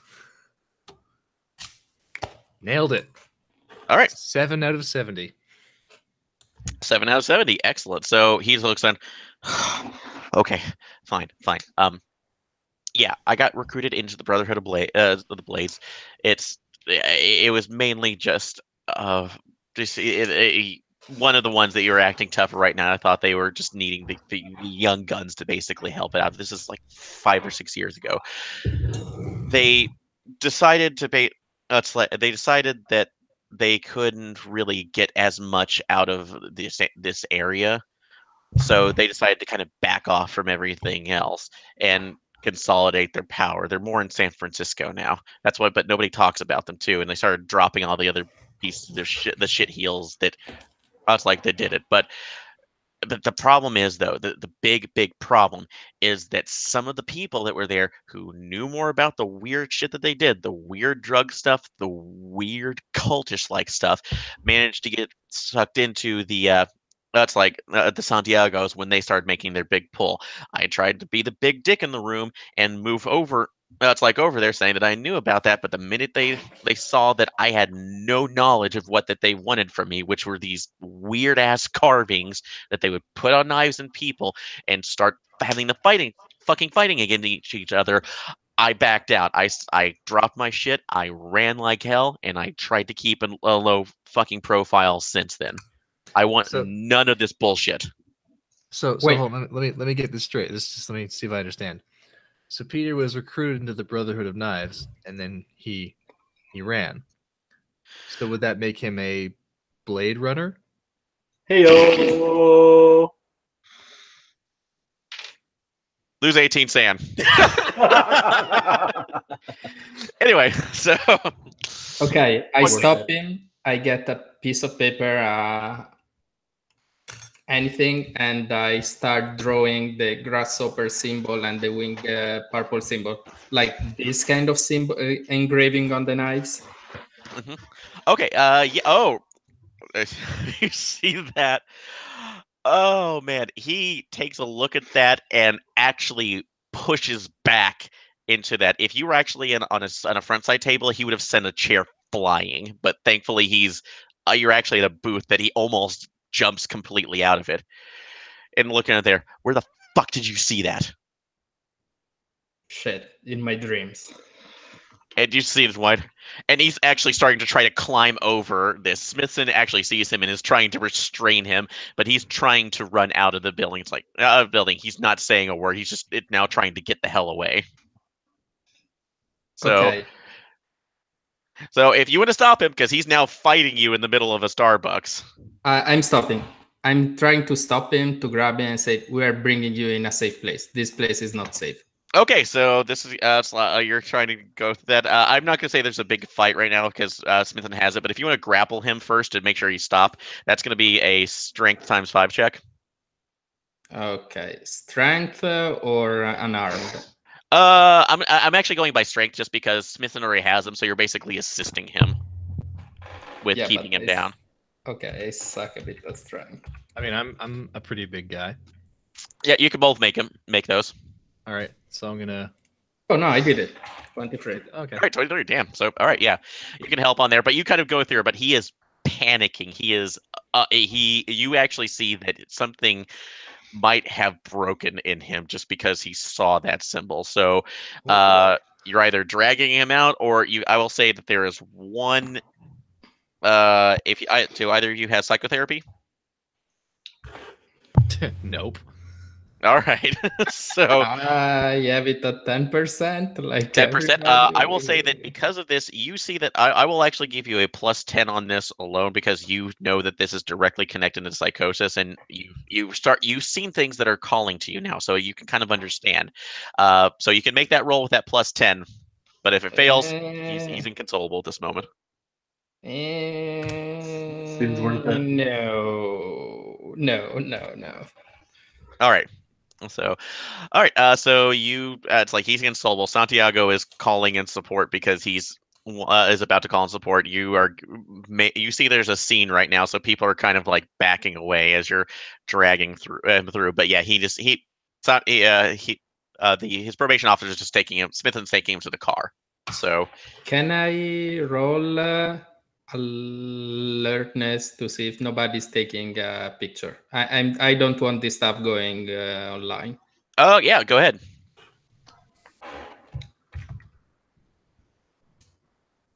31/70, yes. 51/70. Yeah, nobody's. They actually see the badges flashing around, so nobody's kind of doing anything as of yet. So, although that you're not seeing off of that, but you do notice some, which is actually a miracle right now compared to with everybody. The way that this looks right now, this could be, they're saying like, do they have ice on their badges? No. Okay, so this isn't those assholes. No, But nobody tell them that ICE is a division of DHS. But yeah, but in this case, you do see something though. In the windowed face of the Starbucks, you see your motorcycle rider looking in, staring right at you. Okay, now I want to find the fucking. I'm trying to run away from the motorcycle. Hey, you! And I'm looking for the plate. Oh no, he's not on. He's not on the motorcycle. He is off the motorcycle in front of the store window, almost at the door, looking in at you. But I never saw his face. So he still have like the helmet and everything. Helmet on, Yeah, but helmet with with those leathers that look just unnaturally heavy and not. And now that you're looking at it even more, not like it actually should be clothing. Ooh. So, and this is about the time where you see Pete look up. He sees that, screams, and the rider punches the storefront, and it shatters. Gun out. So, what is everybody's dexterity? 13. 13. 13. And both 13. All right. So we'll go ahead and do that. So, and John, hold on for a second. It's like you're about to get a call. So Cool. we'll go from in here. So, first round, we'll work up from this. The writer is technically acted already, but you can go ahead. It's like so. You have you have a couple decisions here. He's broken the window and is climbing over it. People are running around him, so you do not have a clear shot on him yet. You can make an attempt to try to fire on him, but it's going to be at a heavy negative because of the chaos in the scene. Okay. Or you could. It's like there are back doors that you've seen around because it's not a completely enclosed building. So you can try to get Peter out. You can also. Oh, I forgot that. Let's see one more acting for the NPC. Right. So, and Smithson is acting at a 10. So he will. That's like be acting after every one of you. So, what are you guys doing? I'm gonna yell, "Get him out the back!" All right. Let's see. All right. So Smithson is going to go through there. He's struggling with. That's like he is currently struggling with Pete. So, so you can yell at him, but what's the action that you're going to take against the rider, or are you going to try to do anything? The action I'm going to take against the rider is I'm going to hold my action until either I have a clear shot or I am myself about to be, in threatened range. Okay, so you're going to take it for the aimed approach. Yeah. Okay, no, I'll allow that, and that will give you a bonus on that. And Amanda, what are you doing? I get my gun ready. I aim and start to walk backward with the guard. Okay, so all right, so you're guarding on the back side of it. All right, yeah, so you can get both bonuses on the next turn around. All right, and let's see for that. Flashing after that, Kira, you get a call. That's like you end up getting a call. You're out. That's like near downtown, and you get a call asking for FBI agents. Just an emergency over the emergency band saying that there's an attack downtown at one of the local Starbucks. So off of 5th and Division. So I'm gonna drive real fast. all right. So what's your drive skill? I have a drive of 70. All right. So this will be a success will mean that you'll get in there get at the tail end of the next round. So and then we'll integrate. You'll be able to do the very last action there. If Cool. not, you will be coming in and under the next round. Sweet. A round after next. Well, I rolled a 17 out of 70. All right, you are just hauling ass through it, so you will have an action at the very last round. All right, the rider is still advancing on you. I will say that he is currently about 20 feet away from you, but he is looking directly at Pete, who is being dragged out. It's like through the back door by Smithson. He's how far? Sorry. He's about 20 feet away from you guys. So what's that in an international unit system? Oh, you're gonna make me convert. People make me convert. Sorry. That I'll say. I'm joking. Yeah. So I'll roughly about like 3 or 4 meters away. So yeah. But he's just advancing right on you. It's like not even really looking at, just looking through you. So, but it is Amanda and Lewis, it's your actions. All right. So is status on Smith's getting Peter out? So he's out. He's basically in the back room right now. If he gets he's basically going to be out the door in 2 rounds towards where he can get him in the alleyway to a car, or at least somewhere he can get out. All right. So, man, let's pull back. I don't like our odds here. All right. So you're just gonna you're going to like slow down and you're going to back out with him. Yeah. We're gonna back out with him. And all right. Yeah. All right. So yeah, the rider's not really taking any turns. So he's I will say that you can back out with him, but next turn, if by the next turn, if you're still in the way, he's probably going to make a move to make sure you are no longer an obstacle. Okay. So for that, all right, Amanda, are you doing the same thing? I'm doing the same thing. All right, so I will say your aim bonuses are intact. So if you choose to shoot the next turn, they will go through. And Kira, you pull up basically to see what looks like a blown out window storefront for the Starbucks. Not just the door, but all the glass outside of it. People that were fleeing around, and also what looks like a guy in heavy motorcycle leathers and a helmet advancing on 2 other people in suits holding weapons at him. I shoot at him. All right. So shooting at. All right. So you're taking the shot. All right. What is your skill? 50. I rolled a 59. I don't know if I'm close enough to get the point blank bonus, but if I did, then I'll hit. If not, then I don't. I'll say that in this case, you let's see, pulling out from that, you're not going to get the point blank because basically it's almost further into the store. So, Okay. But you said you made a 59. Yep, I fail. All right, failed. You make a shoot off to the side. It's whizzing. That's like whizzing by the. It's like the side frame. And the rider stops, looks around briefly, and sees that sees what you're doing. Yeah. So, all right, but this will be back at the top of the round. So, excellent distraction. Yep, you have an extraction. You have 1 more round until Pete is officially away. But yeah, the rider has now turned its eyes on you, John, and it's going to go ahead and make a lunge. Kira, so let's see. Oh. All right, you can make it. Well, you can go ahead and make your dodge check to see if you can get out of the way, or if you want to make another. Are you going to try to get out of the way, or make a reaction test to hit him?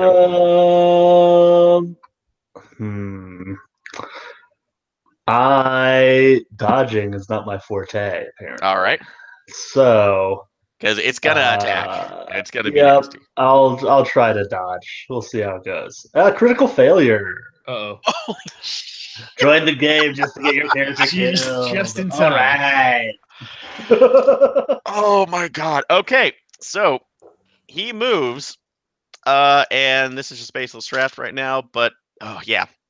So it doesn't even seem like you see him move. It's just he was there, and suddenly he has you up by the throat. Oh, great. So go ahead. It was so fast, it was working on there. So go ahead and make everybody saw him move. Go ahead and make a sand check. That's a failure. All right. So where is the dice? Where is the dice? This is a failure too. Good. All right, so Kira, lose 2. Okay. And I'm so sorry. Amanda, lose 3. I project again. I mean. All right. Oh, you're gonna. Okay, so we'll get the project. And Lewis, what did you make it? Yeah, I passed. All right, you passed. So go ahead and just lose 1. Just 1. All right, and don't worry about the projections yet. We'll kind of mitigate that in the system. So in a second. All right, so but John, unfortunately, you're kind of at there. Oh, and I forgot to ask, what is your dexterity? 17. 17. Oh shit. So, yeah. All right. Well, you have. It's like you tried to dodge out of the way, so that's taking up the action. Should have hit it with my car. Yeah. That's a possibility. So, all right. But yeah, they say they have the agents there. Some other copper agent is behind them, but who's strangling. And with that, so are you taking a shot or are you trying something else to get this guy out of the way? So it's got me by the throat. Yep, it's gotten you by the throat. So this is, but you're kind of out of it for the moment. So because he just came up on you so hard. So this is Amanda and Okay. Lewis. So you'll have an this is action the us next that we're turn. up. So All right. Okay. Well, I'm taking my shot. all right, you're gonna take your shot. All right. Shot with you, Amanda. So it is so what you have a 20% bonus because you aimed. So what's that bring it up to? That brings me to 60. 60. That's gonna be a -10 now because you're also trying not to hit. So don't critically fail. Do not critically fail. Please critically fail. It'll be Not hilarious. a critically fail. Just All right. So 3 shots, they go wide. Bam, bam. Okay. So all right. So that's off of it. All right, Amanda, what are you doing? I'm trying to shoot. Shoot. Okay. Same thing applies. You have the +20, but it goes down minus. You have the +20, but it goes -10 because of Kira. Where I come from, we call that a +10. That would be a +10. So I'm. Yep. Nope, I missed. All right. Dope. Pew pew. This is what happens when you do math with non-SI units. That is true. So, all right. Oh, it's like this is off of it. It's not seeing what's happening. All right. So we're out there. Peter is officially gone. You guys have actually protected him. You get at least a text message from Smith saying that he's away, and they're going to put Pete. So you don't have to worry about that at the moment. But it's just the monster. So you and he are acting simultaneously. So Kira, what are you going to do? Can I use unarmed to try to get away? You can. Like, get loose? You Dope. can go ahead and do that. Well, actually, I'll give you one other thing here. Uh-huh. I will allow you to roll a luck check. So to see if you still kept your weapon in your hand before you were it's like you were brought up. So go. Are you rolling high or low? Let's roll high. All right. I rolled low. All right. So you were So I disarmed. did- If you had it, you would have been able to possibly do a point blank shot. Yeah. But yeah, you don't have that. So I will. I'll unarmed to try to get loose. All right. So that will be opposed. Dope. Well, I got my skill on the dot.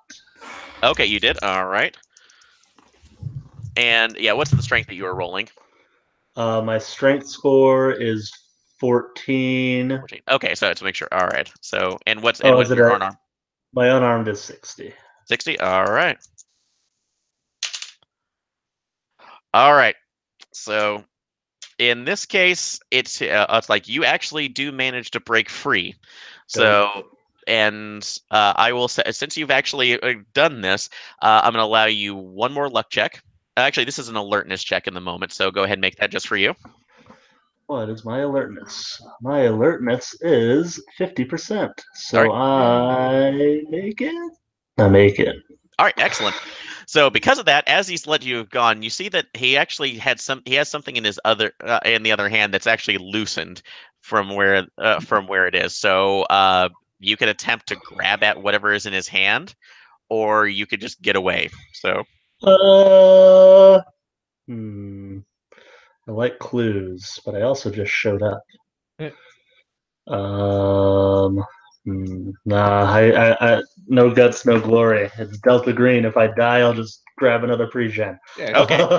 So yeah, this is going to at least give you the chance to get away. So and you have other.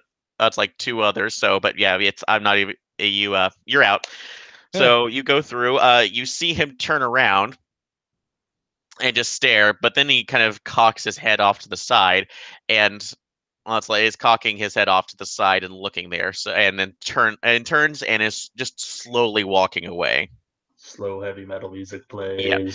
So yeah, that's gonna be going through there. So all right, while he does the turnaround, Amanda, I will say Amanda and Lewis, you have one more action.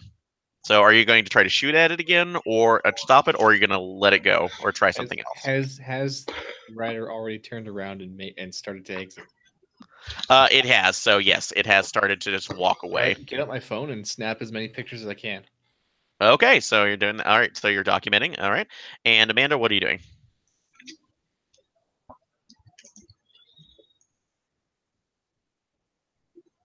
Hello? Oh, Michael, still there? Sorry, I muted my microphone. Oh, you did. Oh, no worries. So I was asking if a headshot or leg shot is at -40 or -20. For specifically on that, I would say that's at a -20. Okay, fuck it. Let's try an headshot.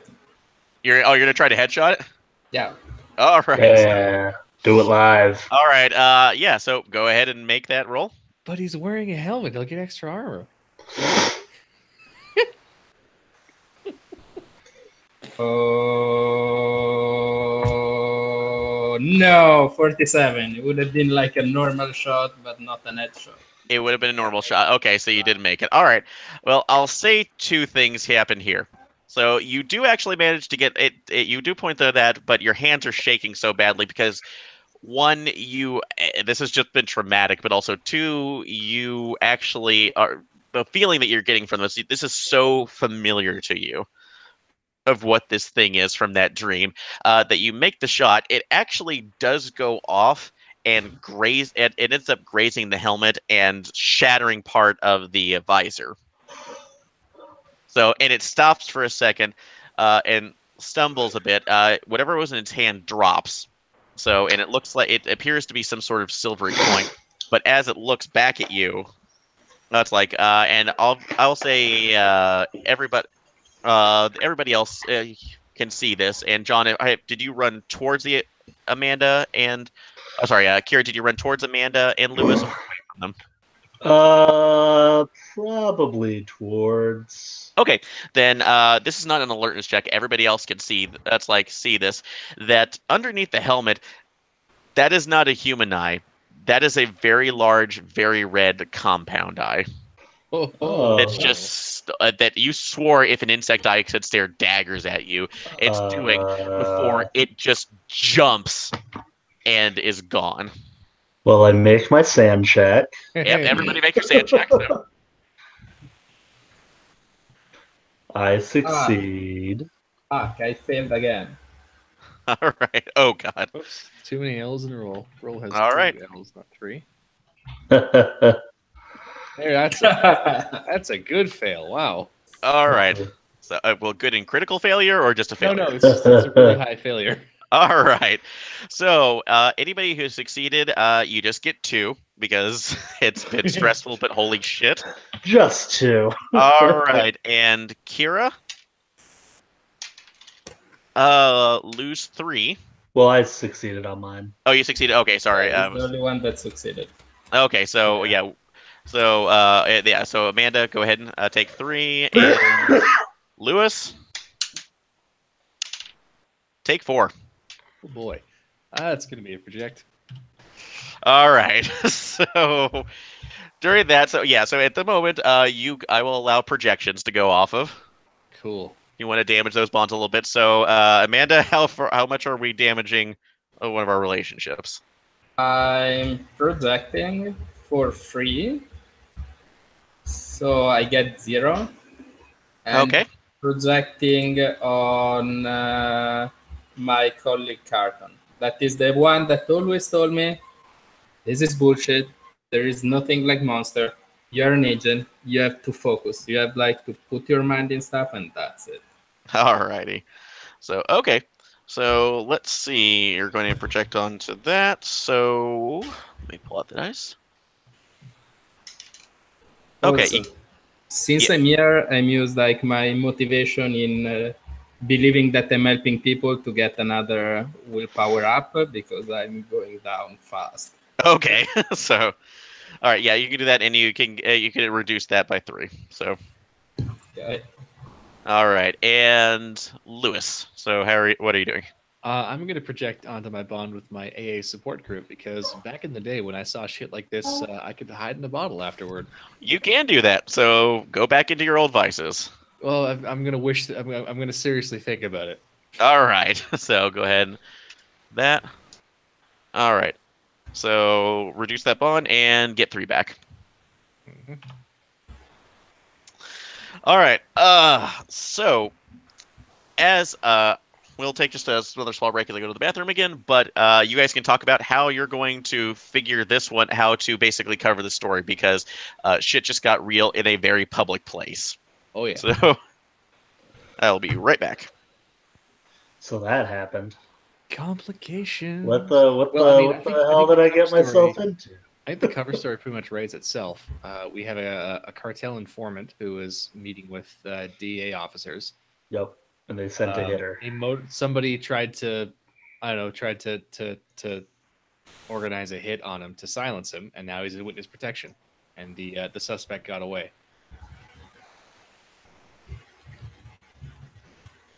The whole fucking window was trash. So I don't know. I guess the suspect drove a motorcycle through the window or something.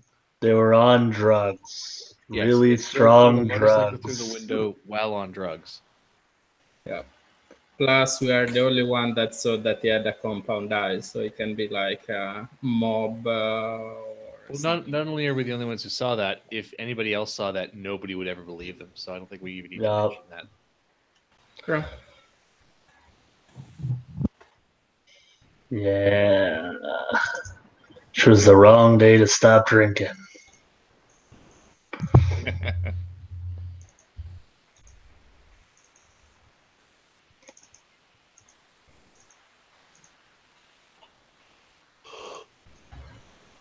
Anyway, holy shit, the willpower goes down fast.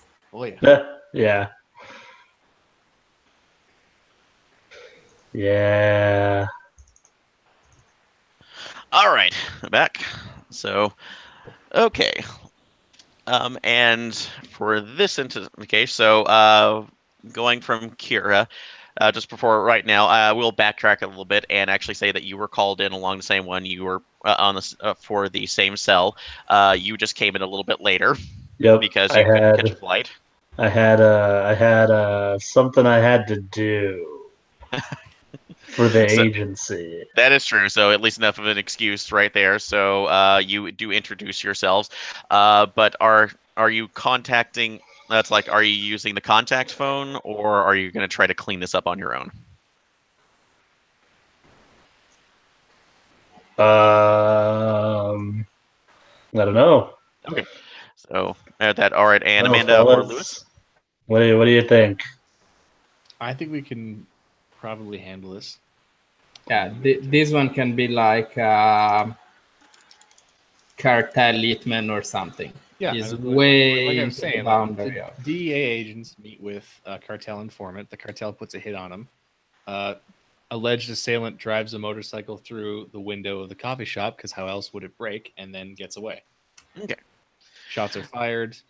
Nobody is injured. The informant is now in witness protection or something. Yeah. Yep. Or something. All right. So, all right. For the last one here. Police are coming around. So, you do at least have one potential contact in here. You get a call from Smithson saying you probably want to clear out at least in the moment, because the investigation's going around, and if you don't want to be asked a lot of fucking questions about why the giant 6-foot bug man was wrecking havoc in a Starbucks. But overall, once you go through, let Amanda. You're going back into the front towards there, and you noticed what the rider dropped. It appears to be a coin of some sort, a fairly large one, about at least an inch or so in diameter, that has an X on it. And as you, at least on the side that's showing up from the side, are you picking it up? Or are you taking it? I'm picking it up. All right. So, looking from it, looks pretty. It feels fairly warm to the touch, oddly enough. So, especially for at least how dense it feels. As you turn it over, you actually see that this particular one has not only the image of that grasshopper superimposed onto it, but one on top of it that appears to be that hawk, almost that hawk that you saw, and on the bottom of it's looking like some sort of cat. Wait, which hawk I saw? I never remember. I didn't remember that. So the hawk was one of the other images that you were able to transcribe down from the dream. Oh, the purple wing creature? Yes. Okay. So with the other metals that you saw during that. But no, it feels extremely cool it's extremely warm to the touch. Okay, and what is on the bottom? A cat? Oh, and so basically it was just that and the symbols that you saw were on, that's like on the bottom of that. That's like, that seemed to be superimposed on top of each other. Okay, so we have 3 symbols now: the grasshopper, the hawk, and the cat. Yes. The hawk is off-putting. The grasshopper made me feel strong. Do I have any sensation about the cat looking at it? So yeah, you keep looking at it. It seems to give you that same one as the hawk as well. And most importantly, or I'm sorry, that winged looking creature. So that seems to be just off in some way. You can't really describe it. So the only one that has like a positive feeling is the grasshopper.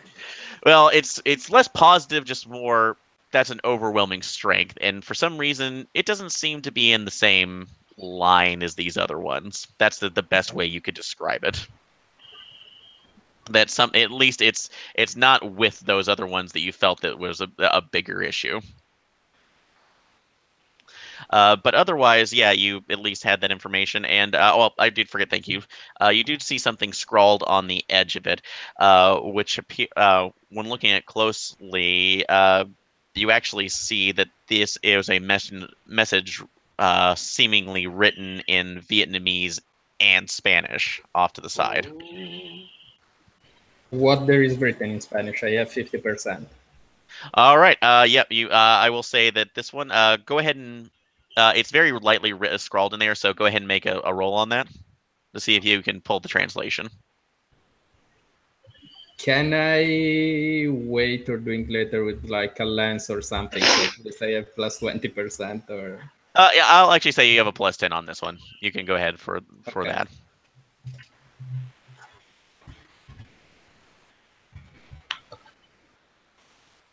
$15. Yes, I did it. 15. Yes. You look into that and you think that's like, as you're seeing there, it gives. That's like, you actually realize that this is giving an address. So on the edge of this, that has just been scrawled. It's like very, very lightly scrawled into that, both in that and the Vietnamese. And for that's like the only other thing that you see on there is the word time. Time. So this adds. So whatever this is, it's giving you a possible location. Also a possible time, or there is just the word time? Just the word time. Okay, let's look the address on Google.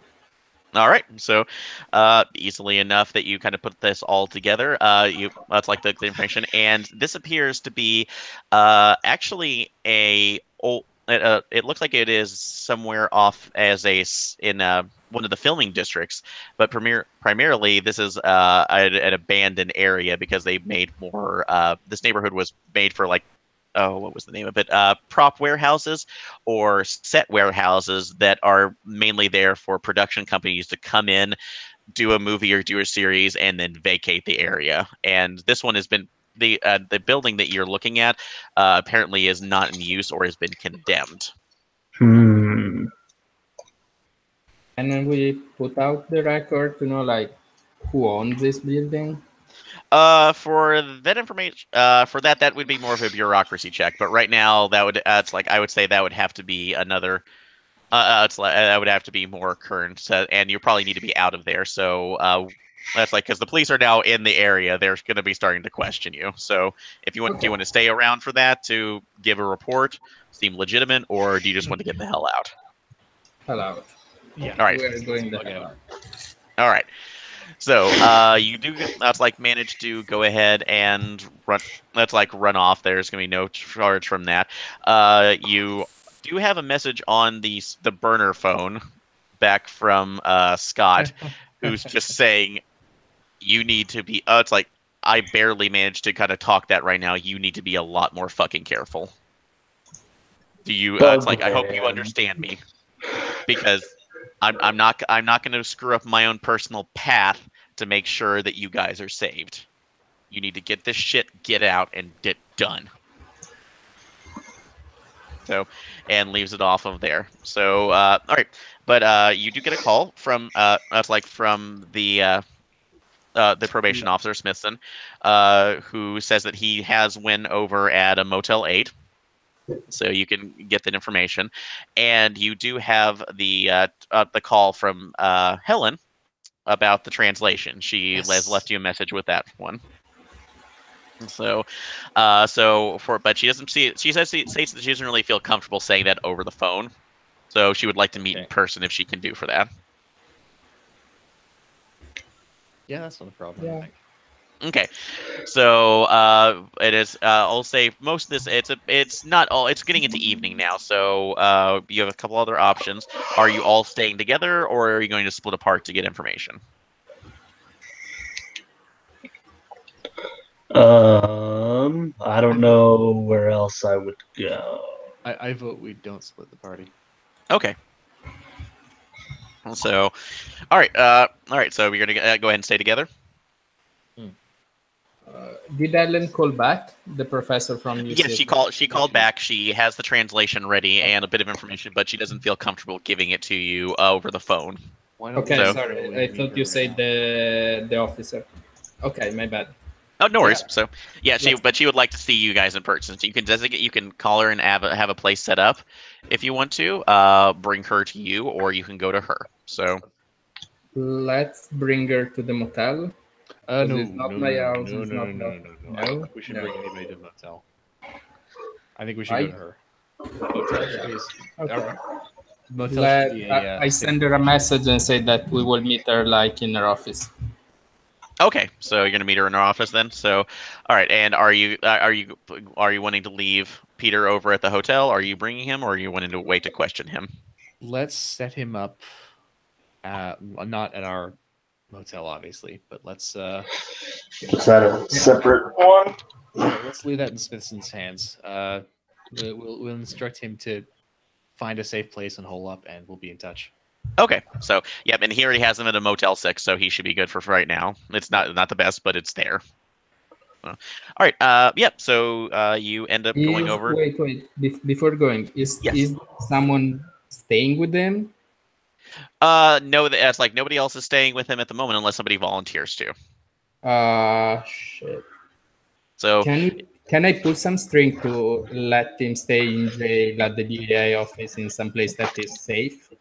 I'm gonna be the guy who says the unpopular thing, and I'm gonna suggest that if the bug writer comes back, I don't think an office full of DEA agents is going to be much more effective than a single cop. We managed to hurt him, and there are a lot of. I don't know, but walk away. I would say we should keep the kid in a place where if that thing does come back, the casualties will be limited. We got to think about the bigger picture here. Yep, so you can do that, but also something that I have not been pulling on recently, but we can, is that you've just been through a massive fire. It's like a massive issue with with an unknown entity, and you can use DEA theft, but DG is also all about keep it off the fucking record. Yep. So if you want to use your own name or other thing, that's fine, but that's leading towards your eventual dismissal by firing range or fire truck. The 9mm retirement. Yeah. Which is going through. So you can do that, but that's going to be a higher bureaucracy check, and that's also taking on heavy personal risk. No. Okay. Let's the guy die.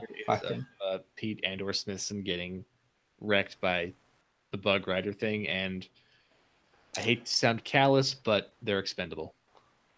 Yeah, fuck him. Okay, so that is information. So if you feel safe with that, that's the dice you roll, quite literally. Yep. All right. So, but you have that's like but you go to Helen, and she opens the door but quickly locks it behind her. Like, all right, can I don't want to be nosy, and especially considering things that don't that obviously said are part of a larger are part of, I guess, an investigation of some warrants. But um, Amanda, what the hell have you gotten yourself into? I I don't know. It's bigger than we thought it is, but I don't fucking know. Okay. Well, the thing that I'm at least bringing up that's the more concern is that you what you've sent me right now seems to be a it's almost the dialect right now is old, really old. It's like using terms that are it's like all the terms right now that haven't been commonplace in almost 60, 70 years comparatively. But the things that it's talking about, mainly it seems to be an apocalypse, an apocalypse document, for lack of a better term. That it seems to reference other things. It seems to actually reference a coming or a coming of or merging of a world. Something that it brings up, and then avatars that are needed to bring that in, but only with great personal sacrifice.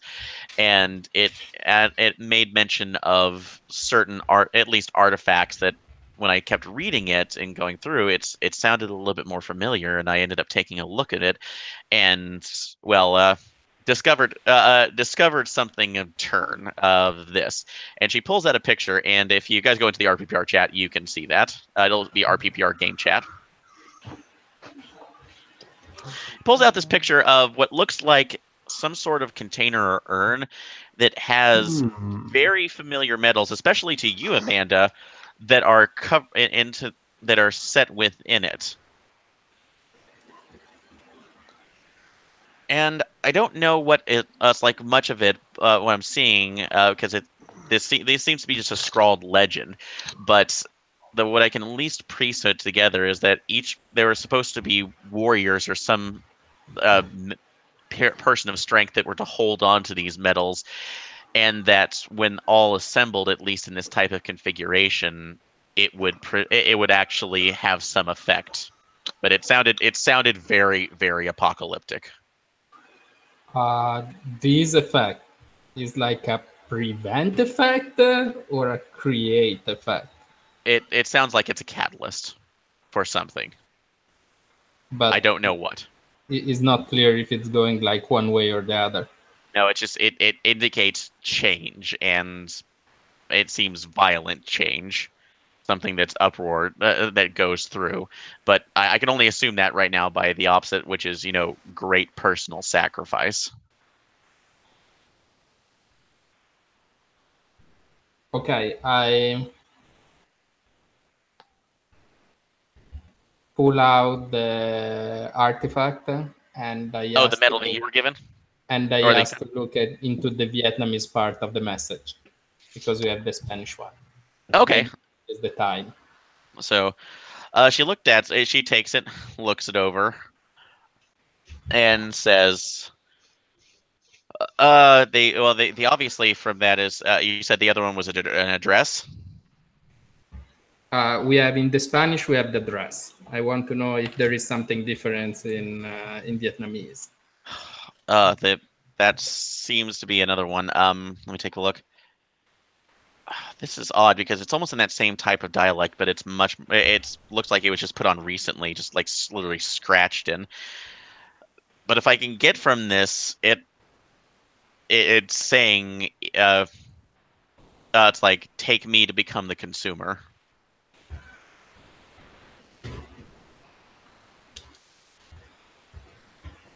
Okay. I'm not sure what that means. Okay, not good, but So within that, although, do you have it's like, do any of you have anthropology? I have it at 20%. Okay. So, or what about occult? 10%. You know that. So, well, if you want to roll that, I will allow you to roll those. So, or in this case, Amanda, I will actually say, since you have the knowledge, for this, and you do have stressors that should have, that's like marked in turn for that. So, or for those failures. So, I made it. I made my anthropology roll. you made the anthropology roll? Yes. Excellent. 10 out of Okay, 20. so we'll hold for that. Does anybody else want to make a roll before we resolve this? Let me try. What do you say? Occult or anthropology? I will allow you to make an occult roll at a plus 20 because of the dreams that you've been having. It is still like 30, so I doubt it. But let's see. Hey, that's a chance, though. 43, yes, now. 43. Okay, so that would have been a fun if you. Oh man, that would have been fun if critical failure. Anyway, that would have been fun. But no, you actually do. It's like, John, out of one of your other courses, you do remember that in certain. It's like in certain. There are certain cultures, or at least certain older ones, that did involve sacrifice, and it was one a long time ago. But it just kind of a memory of this class is bubbling up. That some it's like some of the some other more sacrificial cultures would actually have their warriors or the people of strength ingest something, or at least take in something before being sacrificed to their basically to their particular ritual. So, and it's that's what almost possibly this consumption could mean. So it could be doing something as well. Yep, I'll share that information with my fellow agents. All right. So with that, but yeah, that's about for Helen. She's looking at saying this is at least something that's come up with this. I will let you know that this artifact was actually found about 5 years ago. Not sure why it did. It's like it ended up coming into our collection, but since when I talked about for our curators, they notified me that it had gone missing. The one that I'm holding right now? Yeah, the picture of basically what you saw there. So that it's basically the picture of that urn with the metals in it had gone missing.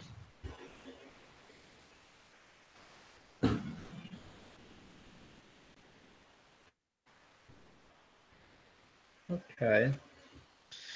For that, so but you recognize when you're looking at this picture that the it's like, as you're seeing those, your memory is starting to become a little clearer from that dream where all of these were connecting in, and some that seemed very similar, including that very winged that one of the winged ones that you saw. So all the medals have the same symbols in that picture? They do not. They actually, sorry, that's a bad picture of that. But they basically have different ones with almost different etchings on them that look more into animal motifs. The one that I have is the one in the center, or one of the one around? The one that you have that is in the one of the center too. So, but it seems to be kind of a combined element from it. So it has one of those images on it, but not all of them. Okay. And this one in turn is silver, and on the opposite side has what looks like an X that's been etched into it.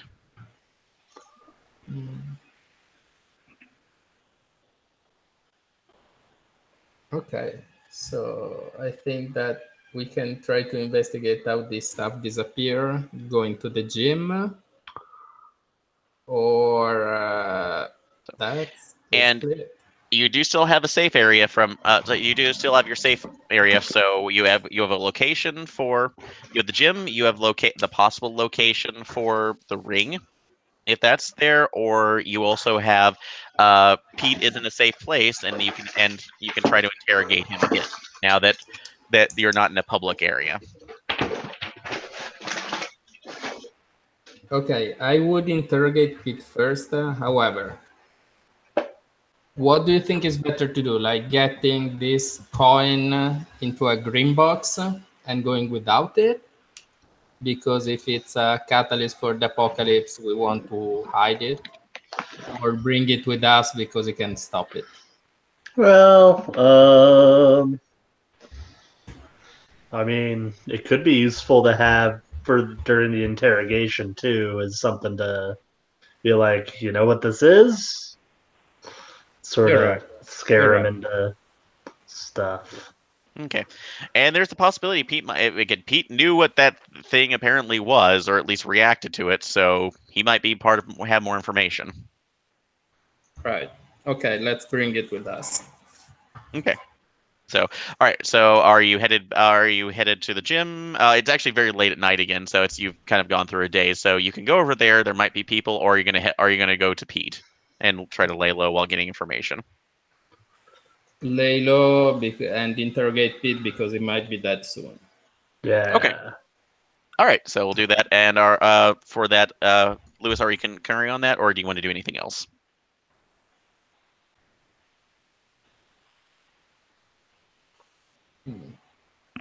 Oh, Will, you still there, or are you muted? I think he muted again. Way to mute yourself, man. Okay. Well. Billy? So working out. All right. So he might be on a break. So hopefully we'll get him back here soon. But yeah, we'll go over to. That's like we kind of bring over to back at the Motel 6. You get over there. Officer Smithson is just waiting outside. It's like you see that there is a collection of cigarette butts underneath him where he's just been smoking. It's like continuously. But he kind of looks. Looks up. So how to go back over back over site? Do you learn anything?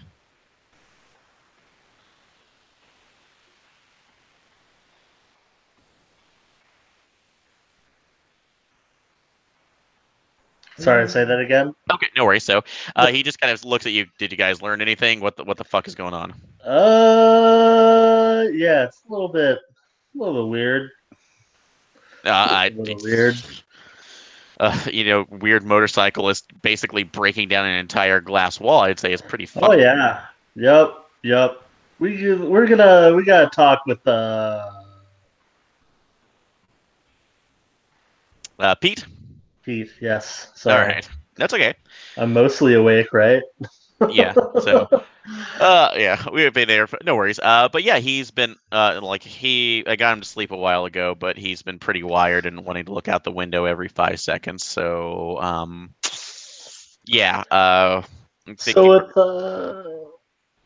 with I've got a 70 in pharmacy. Would I be able to maybe give him something that'll make him a little more amenable to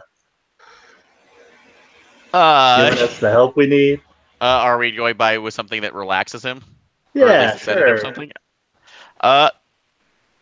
I will say this is a luck check. Okay, there'll be 2 checks. Luck to see if you have anything on you, because that would be part of that. Sure. What state are we in, by the way? California. California? Well, I mean, I could probably hit up a dispensary pretty easily. If you want to hit a dispensary, so yeah, I'll say it's a luck check whether or not you basically were able to, or you had something on I you. probably should have said high or low. Yeah. Let me roll that again. That'll be the pharmacy for if I make this one then. All right. We'll go low.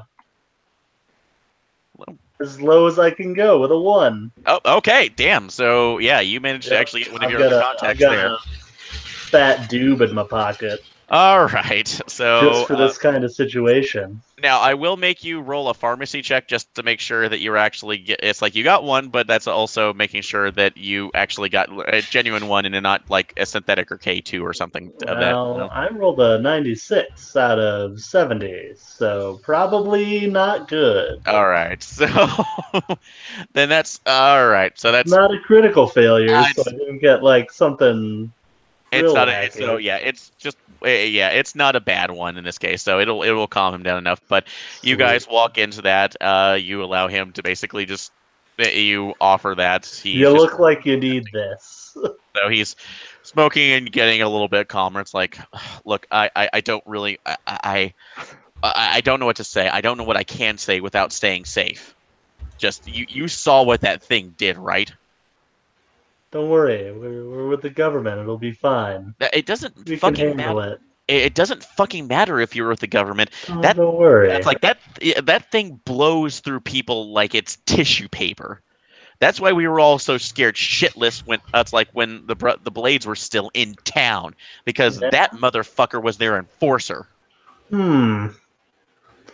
Tell me more about it. About this enforcer. What else do you know about it?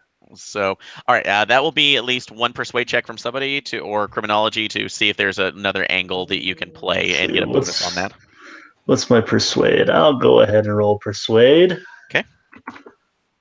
32 out of 50. 32 out of 60. All right, so that is enough. He just reels down. All right. Look, the reason I got out is because I thought they were just, it was up and up on one of the gangs. There was a lot of other people that were me and not just, bunch of assholes who were assholes who were just out for the drugs and stuff. And it's like getting the cool stuff. I kind of felt like I belonged and they pulled me in here, but they were into some serious shit, particularly that guy. Apparently he took something, he ate something, and did something to his own body that made him that way. They always called it the deal. So that if you want to accept the deal, that's when you get the real power. But you saw that stuff on his body. That's not a suit. That is his body. That is. So, he's just riding in the wind like that, and a bullets fucking can't hurt him. Huh. He just shrugs. He shrugs this shit off, and I didn't think about it because again, if you did what you were supposed to, didn't get on his bad side, you never saw him, but apparently somebody on the Santiago's got a hold of something that just wrecked his day, and that was a year or two ago, and that's when they got forced out. And now that's like, and the word on the street is they were prepping for something with those whatever that's like the hell that it's like they had that the Blades had to basically give them a bunch of power. So this deal, did it involve something like this? And I have whoever has the coin show him the coin. Okay, Amanda, do you still have the coin? Yeah. Okay, so yeah, and he looked. Yeah, you see that, and I was like, yeah, no, you don't want to do that. You don't want to put that in your fucking mouth. I've seen what happens. I mean, why would I put a coin in my mouth? They're dirty. So many hands. Gross. Well, no, you don't understand. Somebody did that, and basically it turned this guy into just jelly. I can't even describe it. It was like a human jellyfish that basically started fucking absorbing people, and kept doing it until that damn green asshole came in and consumed him. And I saw that because that was one of the other initiations for the people who failed. That they became fish food for him. Okay. You said it was sorry. No, go ahead. You said it was an initiation for the people that fails. What about the one that succeed? They became like him. Or they were supposed to at least but that didn't happen because he's like this guy's an enforcer. So and as far as we knew, there was only like one of those metals, like the actual colored ones, the ones with the colored stones in there that did that. If Santiago's found something that actually gave them those right now, this could be a major meltdown.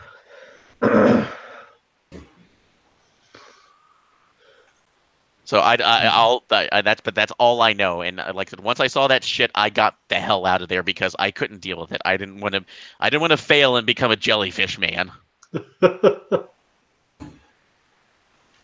Okay.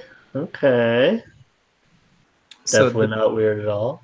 The purpose of the rider is consuming the one that failed this test, but that's what they gave you. But they tricked those poor assholes. They basically fed him saying you're getting the power, and then they turned into that, and then he ate them. But what is the final goal? Why you want to create this? I don't know. It's a fucking cult, man. You were part of that fucking cult, you. So I'll. I don't. I want to be it so much, but I just again I was winning part of a gang. I didn't win to be a cult. Okay, that's all this happened. Cult, gang, potato. Working out from that. So what the information you've been able to get from is that the Blades were apparently using some artifact to be able to empower the Rider, who is their personal enforcer, and it seemed to either liquefy or change people that he would end up consuming. And now the Santiagos have that, and they appear to be using it for another event. And if you have that, you do have a location now, so that's going through. Okay. Well, he does give you one other bit of advice. He says that, I will say that, how known the Santiagos are operating the same fucking way, but if you had one of those coins, that was basically as good as your invitation in. So, because they were pulling in the suckers that way. So if you show that to them, they might let you pass. Okay. Huh. Well, folks. Was there some kind of door involving the ritual? Not that I can think of. So I only ever really knew about a couple other things. So that's with it. But I will let you know that anytime somebody else got a hold of something that they weren't supposed to hold on to, like one of these artifacts, they sent that guy out. So apparently they want to keep him to himself. So if he's around there, he's probably going to try to stop it.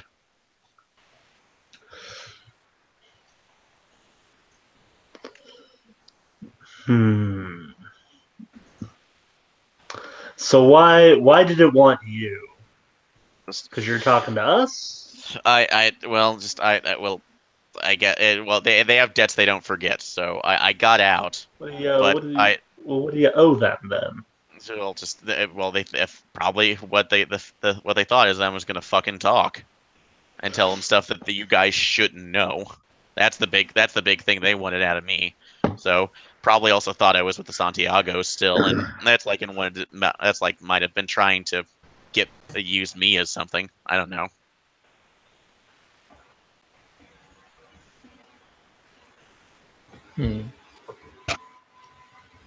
It's working from it. So, all right. So in turn, right now you have a couple other options. So he basically has told you, yeah, they're using some part ritual. So yeah, that's going through. You do have an address now, and something that is akin to an invitation. If you want to go ahead and utilize that.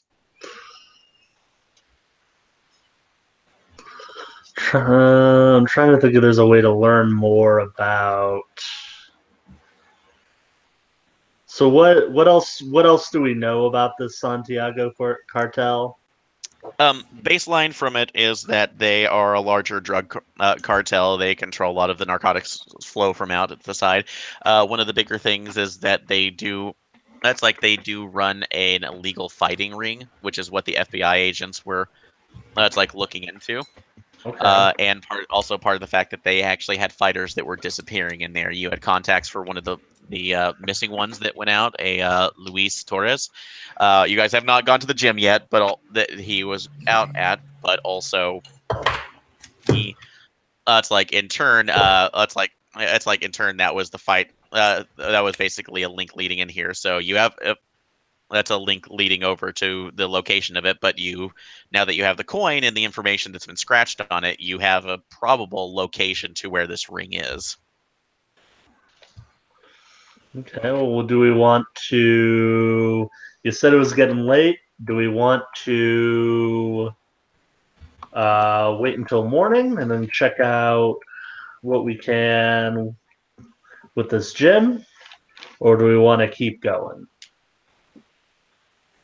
So, It's like he also gives. I will say Pete gives you another bit of information, telling you that most of the fights. That's like when they did do those, or at least the ones that were more above board, are actually. It's like usually held pretty late at night. So in order to kind of avoid the potential of cops coming around. So that's like if you do want to check it out, that location might be active at this point, or you can wait on it.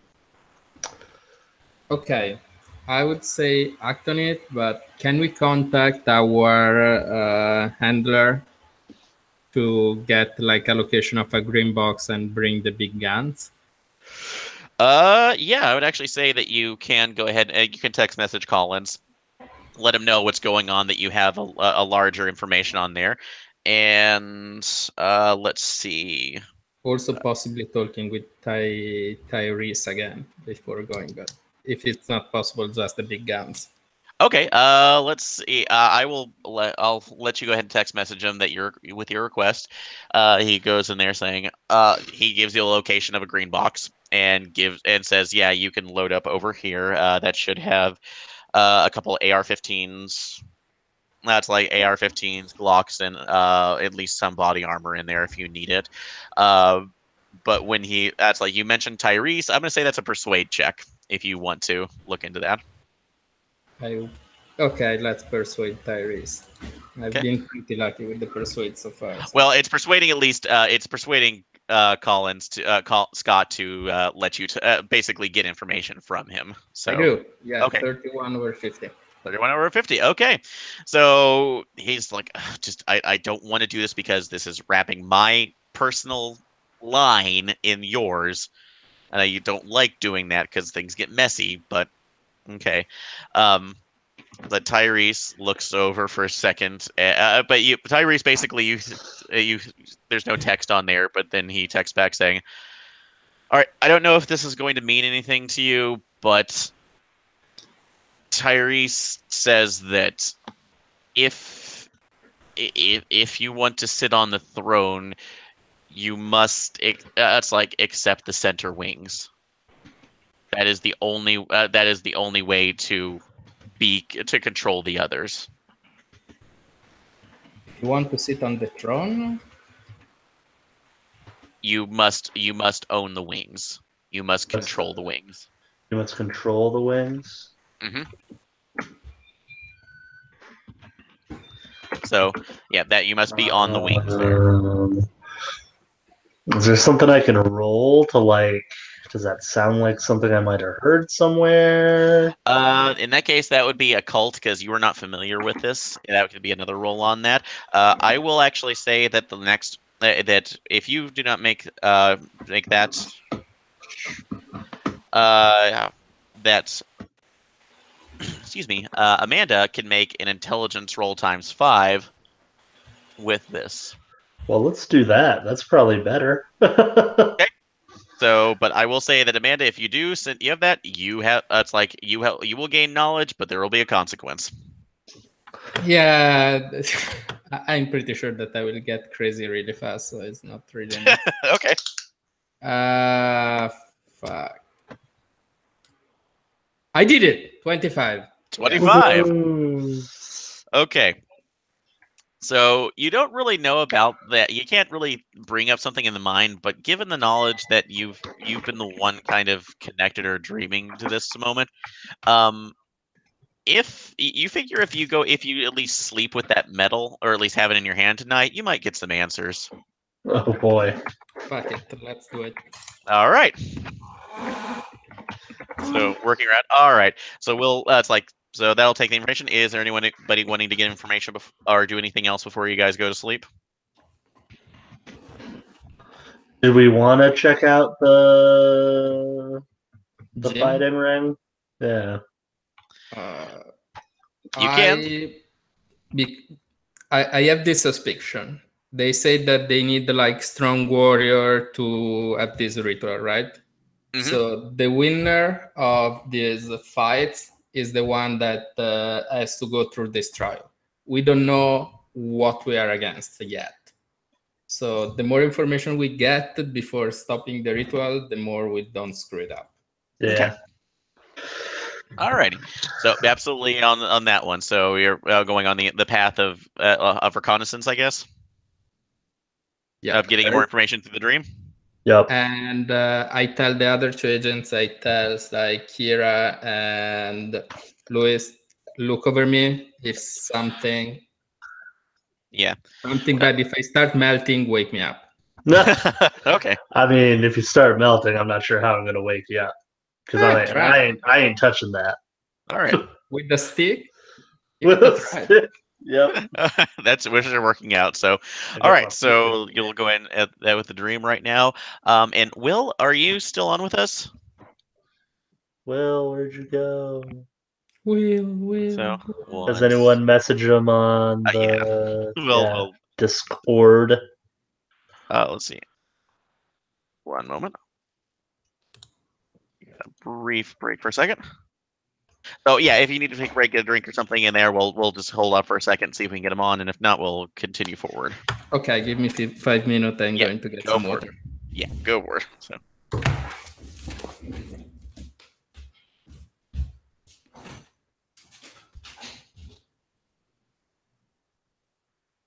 With that, so yeah, and John, sorry if it was an odd integration too. Just wanted to make sure you got in. No, it's good. Right. It's good. Worked out good. I Excellent. like it. See where we're going here. And I'm also very happy that nobody else has kind of guessed the source on this so far. So, I mean, for some reason, something's familiar about it. I just don't know. okay. Which I will give a clue. It's a source that I pulled before, but we'll probably wait on it. Yeah, I feel like I've seen that picture that you posted before, but I don't remember what from. Yep. So I will. Yeah. Which is what I was kind of hoping for. So Yeah. we'll see. I'm sure it'll all come back to me eventually, but I mean, like 3 or 4 hours of sleep. My brain's not exactly at full. No, that's understandable. So that's Man. I've been there, and I commend you for at least being up that one. Oh so. yeah.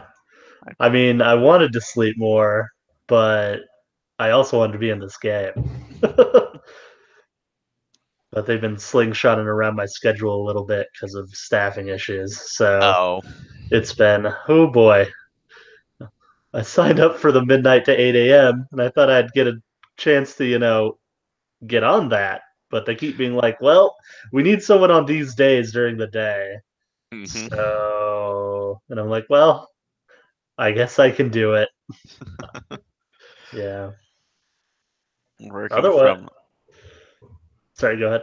Oh no, I understand that, and I do not envy in any way, shape, or form. Yeah, it's a living. The job itself isn't super hard. Like right now, I'm like last night. I literally just like patrolled around a construction site and made sure nobody was trying to steal anything. Like, oh god, get to listen to podcasts all night. So okay, good for role playing public radio then. So. Exactly. I did listen to the new After Hours, which I thoroughly enjoyed. Oh, good. So we're working off of trying to figure out different ones. Oh, let's see. That man. I did agree with your guys' summation on the Predator though. It is dumb fun, but definitely just a mess. Yeah, just so huge it's mess. so unfortunate. So that we're kind of I wanted to like that movie so much, and it just it does have. Was it better than the old Predator? The 2000 something Predator? Predators, you mean? I liked Predators. I thought Predators was pretty good. Yeah, I haven't watched it yet. No, Predators is a really good. Predators. Honestly, it was I think way underrated for what it was. So, we definitely. And I think it's a fairly solid film. This one it just went all over the place. It's just the biggest problem. It has major editing issues. Like, there's a point where it's like giant super predators walking into spaceship, and then suddenly is no longer walking into spaceship, and I'm like, what's happening?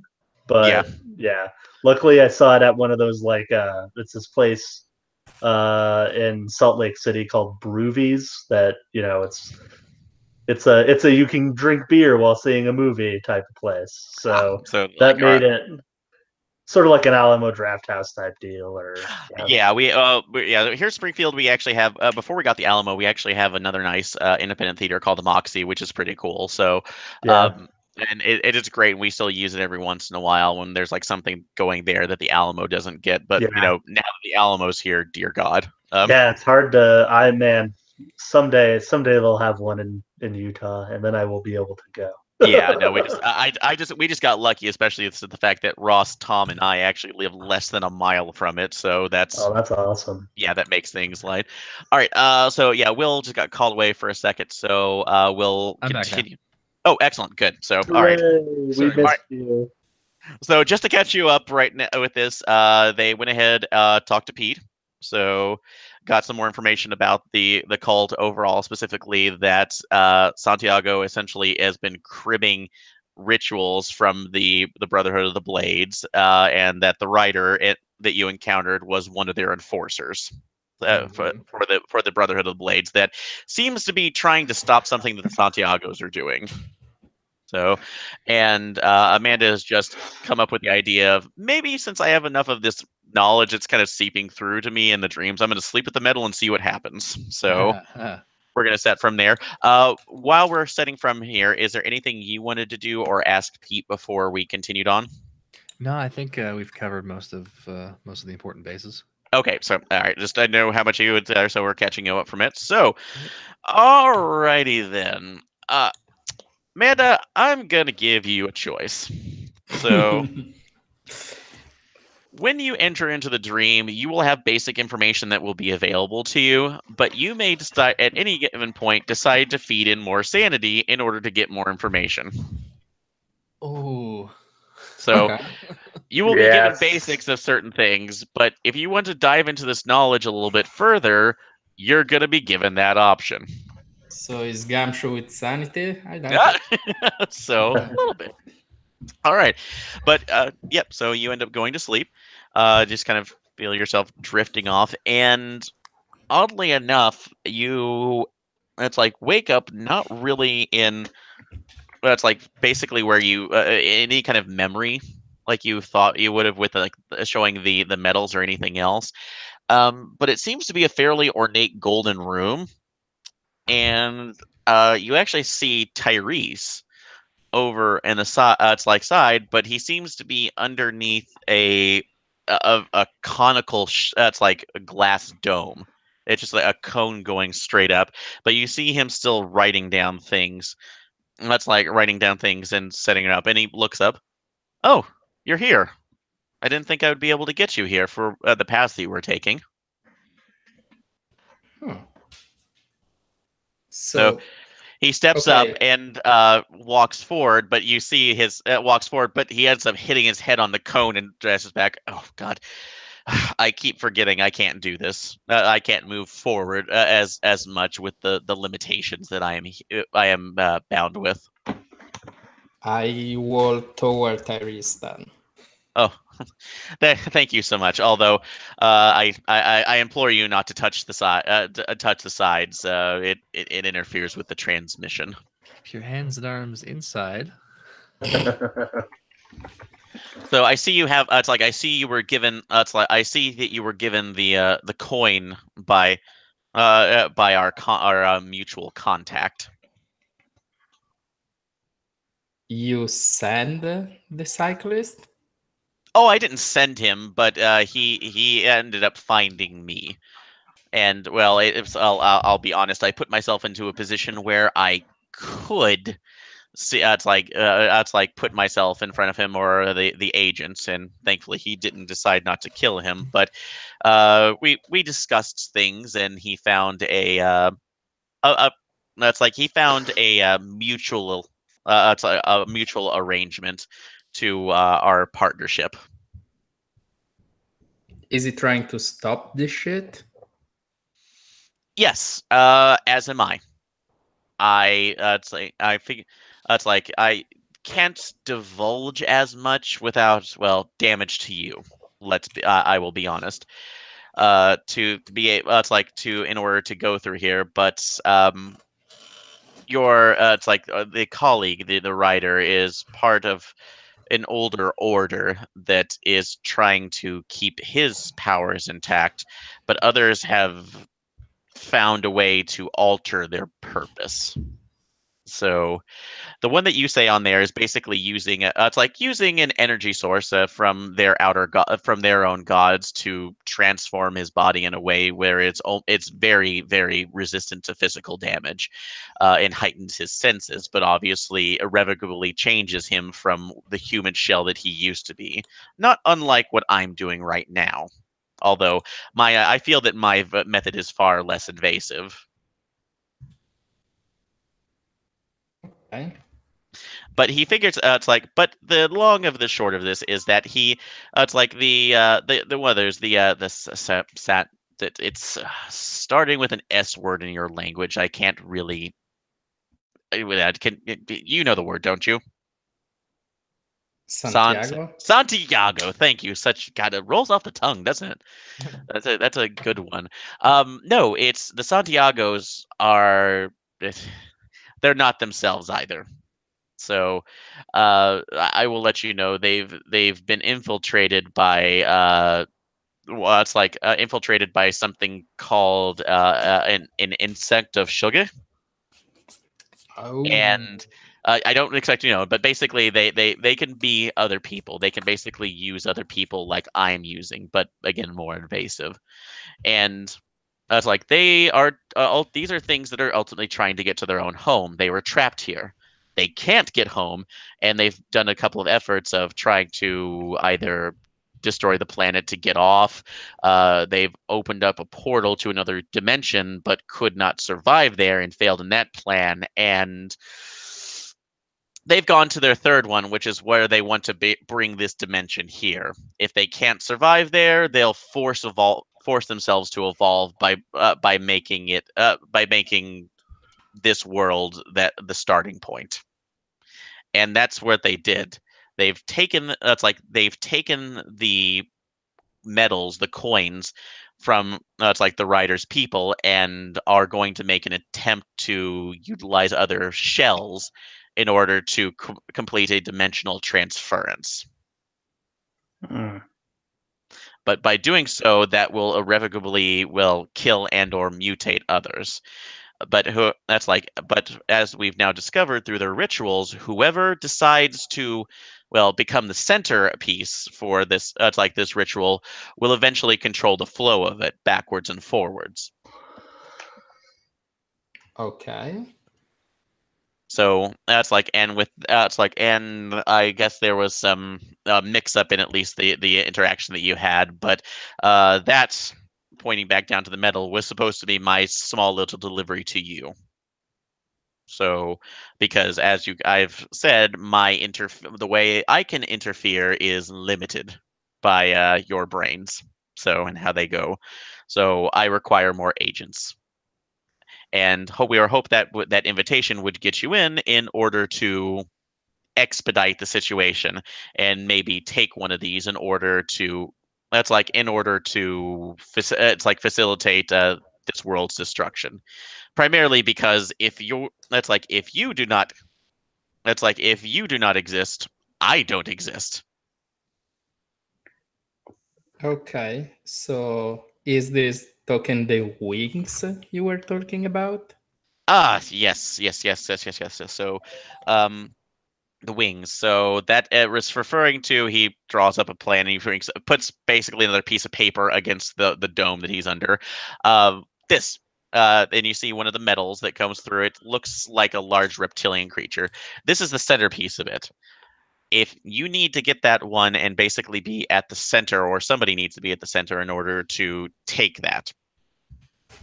But it's like in order to, it is basically the catalyst for the entire ritual. Okay. So that's like in order to do that. Now the interaction with this is intense, I will say. So if you want to use, I can offer you help, but it will be at a larger cost. So to yourself. If you want some ability, I can give you some ability to basically control, and that's like control it and close the portal that they're attempting to open. That will be, it's like that would be fairly simplistic, but it will be a stress on you. I must know. I can give you fuller knowledge of this right now, but it will be harder to control before you have that metal, and in turn, that's like, but it will stop. It will actually destroy the other ones around it. Or I can give you the fuller control that you want, but it will allow you to absorb the other metals, but that means that you will become more like our friend, and that change will be irreversible. You'll have new experiences, definite new experiences, and possibly wonderful ones. I can't know, but although your path jags, it's such a jagged line at this point, but it would be an option. So let me rephrase it. I have 3 options. You give me a way to close it without knowing anything about it. That is the safest for the mind as you are, if you wish to retain this. Although it will be one of the hardest to accomplish. You will need your friend's help, a lot of it. You will? Okay, sorry, you break up. Oh yeah, you'll need your friend's help on that, a lot of it, if you choose this path. Okay. The second path is like getting partial knowledge, but it would be a strain on my mind. And the third becoming like that creator. Yes, which will most likely guarantee that you can. It's like you can do it because you will exercise far more control over that. That's like that artifact than any of the Santiagos will. But that will be a sacrifice. But the greater good. As he pumps his fist a little bit. Is the second transformation reversible? Can you cancel it from my mind as soon as this stuff disappear? I can. Well, I can't do much of anything. You can be brought to me if you dream again, but you may be too damaged to the point where I could help. Is the issue. So I have no guarantee. I might become a new Tyrese. If you call that. So that sounds like a lovely word for a permanent end, I guess. That's actually very grim at the moment too. I don't know why we would use that. So, all right. So Tyrese is giving you 3 options. Basically, the first one is more of he will give you enough knowledge that it will cause the lowest amount of sand loss, but it will allow you to basically take control of the metal to close the gate that the Santiagos are trying to open. But it will not allow a feedback to basically destroy the other metals, because you will have others. Doing this basically puts you face to face with other guys like the Rider. The second one will allow you to do the feedback loop, but that will be a heavier sand loss. And the third one is you become like the Rider. You're going to lose a lot of sand, and it's going to be a miracle if you retain yourself at all. Okay, I'm going with option number 2. All right, so the feedback option? Yeah. All right. So in turn from this, that's like Tyrese says, okay, I can definitely give that. He starts giving up papers around and reading certain things. And then you see that he tries to pass his hand through the glass, and it's like pushing through a membrane almost, but he gets it out. Says, if you would like this, it's like please touch my hand. I touch his hand. It's like now you're in the most unbelievable pain that you have ever been in. So that's like for the longest time. So we'll go ahead and take that roll. Son. All right. So, and that's going to be. Oof. So that's like that was rolling 10. You lose 10 sanity. Okay, I have no problem with that. So all right.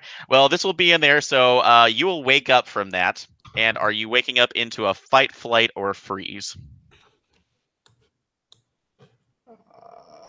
Okay, first of all, I want to reduce the sanity loss with thinking about my sister. Okay. Because I'm doing this for my family. I'm doing it for her, for having a better life. My nephews and niece having a better life. Okay. So I will still get into like temporary insanity, but at least I reduce a bit the damage. All right. We'll see if you want to do that. Okay. So, all right. So, how are you damaging that bond? Not particularly well, apparently. Yeah. All right. Okay, so I think at my sister. She's always been there for me. She is the when my mom died, I was there for her. I tried to keep her out of this in all possible way. And if this guy want to destroy what she had or she's in danger, I don't want anything to happen for her, even if it means not speaking with her ever again. Mm-hmm. Okay. So go from that. Roll a d4. I did. I got a 1. A 1. Okay. So I said it's not particularly efficient. all right. No, it's good on there. But yeah, that goes through there. So so in this case, yeah, it's still up right now. Are you flighting, or freezing in this case? Freezing. I'm on my bed, like laying down, looking at the ceiling. And Off there. So yeah, since you're coming out of that, I'll say that you are screaming a bit. So it's just a out there. Both of you see that's like Amanda are free. Basically, is just screaming and kind of thrashing. So what are you doing? Try to help. All right. So I will say, do either of you have well, you said you had you do have pharmacy, I do have correct? pharmacy. All right. Let's take a chance. Yeah. Just roll pharmacy then. Mm-hmm. Oh, that's a 95 out of 70. So, probably Oh my God. not. you get punched in the mouth. All right. You do get something off of that. So you, let's see how bad this one. So I will be nice right now. I will say that you just basically you don't have anything that you can really help her with. So, Will, is there something you want to attempt? I don't think so. Okay. So I will say that since she's basically screaming, if you're wanting to keep off from anybody seeing this or calling right now, you could just. I will say that. Where was a good one? I'm sort of concerned that if I attempt to help, I might do more harm than good. Okay. All right. Never, So yeah, never stops me. Yeah, you see her go down from the. Yeah, you're going out of it. So yeah, you're just you eventually stop screaming. It's out. So. And you're going to sleep, but then you wake back up. So it takes about a half an hour, but you're looking around. It's like you see you see both Lewis and Kira standing over you, just kind of staring.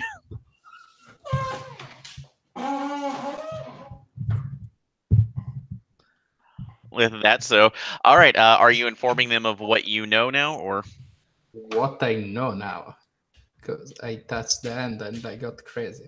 Yeah, well, it's like you did get crazy, so you are fearful in this case, and we'll decide on a more permanent insanity here in a second. But you do retain the knowledge as you're kind of coming back to yourself. You realize that looking at that metal, two things: one, you can literally feed that to somebody, and that will destroy them almost on a molecular level.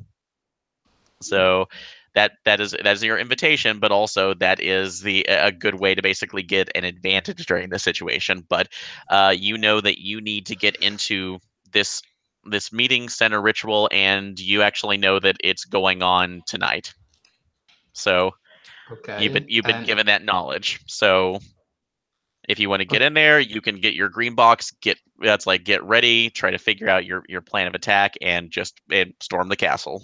Okay, I explain them what is like the second option, what we are supposed to do, like the easiest option in case if I die or if I don't manage like to get the feedback loop. I explain what they're supposed to do if something happens. Okay. So, all right. So you and the basic of the ad explanation is that everybody that's there is either what you've gotten there. You're going to be dealing with entities like the writer. Despite his first attempt right now, he basically was trying to deliver something but got in his own way because he saw somebody who essentially betrayed or he assumed betrayed the Blades. And that's when it ended up setting him off. But he is going there to try to at least prevent this as well. You're going to be dealing with other creatures that are probably equally bullet resistant. So you can get other. So they might slow them down. It might actually hurt them, but you have no idea.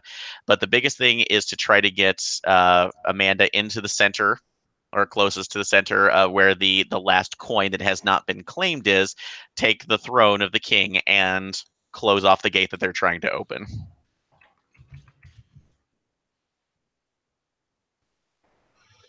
Sounds great. And I also described the coin with the reptilian people kind on the face. If you find this coin, pass me this coin.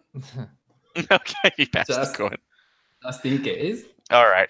So I'm gonna go grab one more drink. I'm gonna have you guys plan out, let you guys plan out your attack, and then we'll finish this up. So be right back. Did you also tell us the option of like becoming like the thing? Fuck no. Not an option. That's not even an option. I don't know. It sounds like a pretty great option to me. Who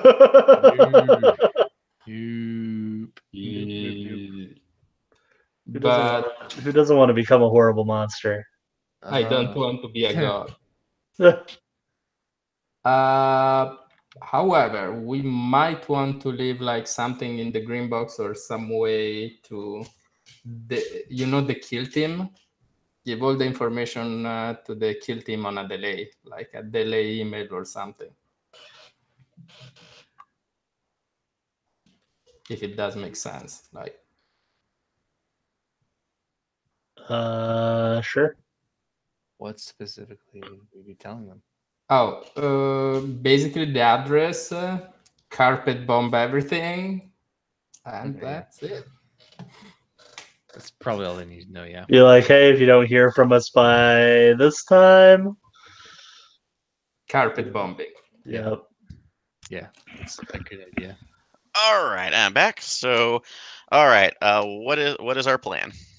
So we start with plan Z. That is, we contact the kill team, and basically we give them the address, etc. If they don't hear from us in 24 hours, carpet bomb the shit out of the place. Okay. So they have they have given the orders off of it. I will say that has gone through just absolutely fine. You're going off of the authority, and you bring up the authority of Collins, and he text message you, says like Tyrese apparently sent a note, said it's like this path is okay, so he's going to trust you on that. They're going to give they absolutely, if they don't hear back with you within that time frame, that the area is dead. They are it's like it's not going to be a carpet bombing, but it's going to be made to look like a gas main explosion, a big one. So they're going to take it from here. All right. So how are you going to go with your point of entry? Are you going in just guns blazing, or are you going to try to social engineer your way into this? I was thinking gun blazing, honestly, but social engineering sounds. I mean, they said we could get in just by having the coin, right? You have the coin, which is basically your entrance. So if you can lie your way in, if you can persuade well enough, you can get in there. You also do have criminology too, so you can figure out what would be the appropriate, at least the appropriate call signs, I guess, or at least call response for the this particular gang, since you do have a DEA member along with an FBI member. So that can be gone through, and that coin technically is a weapon. So if you have a last resort, you can use that. Yes, but I prefer to keep it for the monsters. Okay, so that can be off. It's like that can be one of those in particular. All right, so so are we? So it will be the social engineering side or the That's will social engineering side or just the direct approach. Can we social engineer with some big weapon? Okay, well, explain your reasoning on that. Is it just showing up with a gun saying, "Let me in now"? We are social engineering. We have the invite, but we also have this AK-15. Okay, yes. So that's good. Both enter. That's fine. So, all right, yeah, okay. That's absolutely fine. That if you want to basically say like you have an AR-15 strapped along the side, going, "This is just my normal going out open carry." Yeah, that's not going to be a problem. So if it's just basically acting the point of enough. So, all right. But yeah, so the green box was open to you. I'll say that was available for you to go ahead and get. That had at least 3 AR-15s, a couple Glocks. Each of you can have one piece of body armor that will allow you to go ahead. That will absorb at least 1 point of damage. Cool. Going through, because remember, this is reality. Guns suck. So. Any chance of any type of like grenades or anything? That will be a luck check to see if that has not been ransacked, depending on what's going through by an older cowboy unit or something else. So, I will allow one person to make a luck roll. Who wants to roll it? I don't want to do it. No, I'll go ahead then. High. 52, that's technically high. Yes, that technically is. So, I will say that you have 2 frag grenades. Sweet. So, who is the one with the highest athletics? Yeah, athletics throw. So, I have like base athletics that did 30%. The grenade gave you like plus 20. Well, does anybody have demolitions, because that can be used as well? Negative.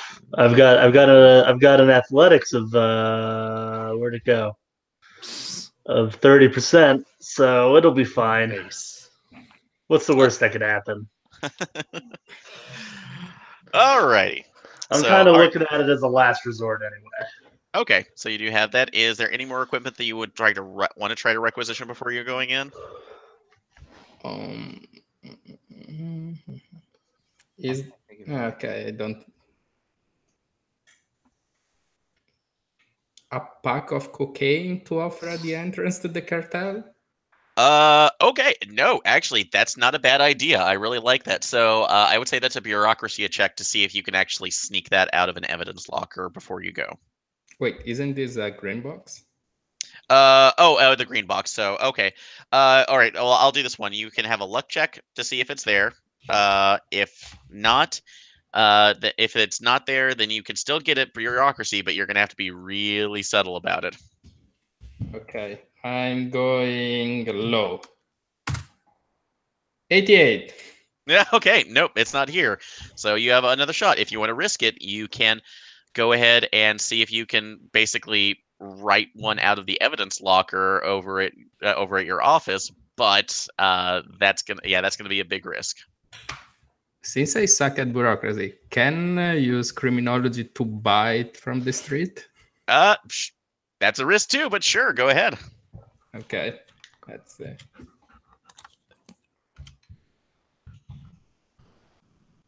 Oh, I couldn't find anything that sell drug in San Diego.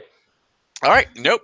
So that's you can't see enough anywhere, but oh well. So that's but you have the one shot on there, so hopefully at least your invitation will be enough. So, all right. So I think we got that for the John. And Lewis, were you getting anything, or were you okay with the equipment you have? No, I think I'm okay with the equipment I have. I'm not terribly useful in a firefight anyway. Okay, so all right, so, all right. Well, you have everything else. It's now dead of night. You are walking, managed to find your way towards the production district that they talked about. The building, yeah, it's actually looks like a large studio warehouse. It is basically all closed. There's no windows on the outside. You assume that it's probably soundproofed in such a way so it won't bring anything else out from this angle.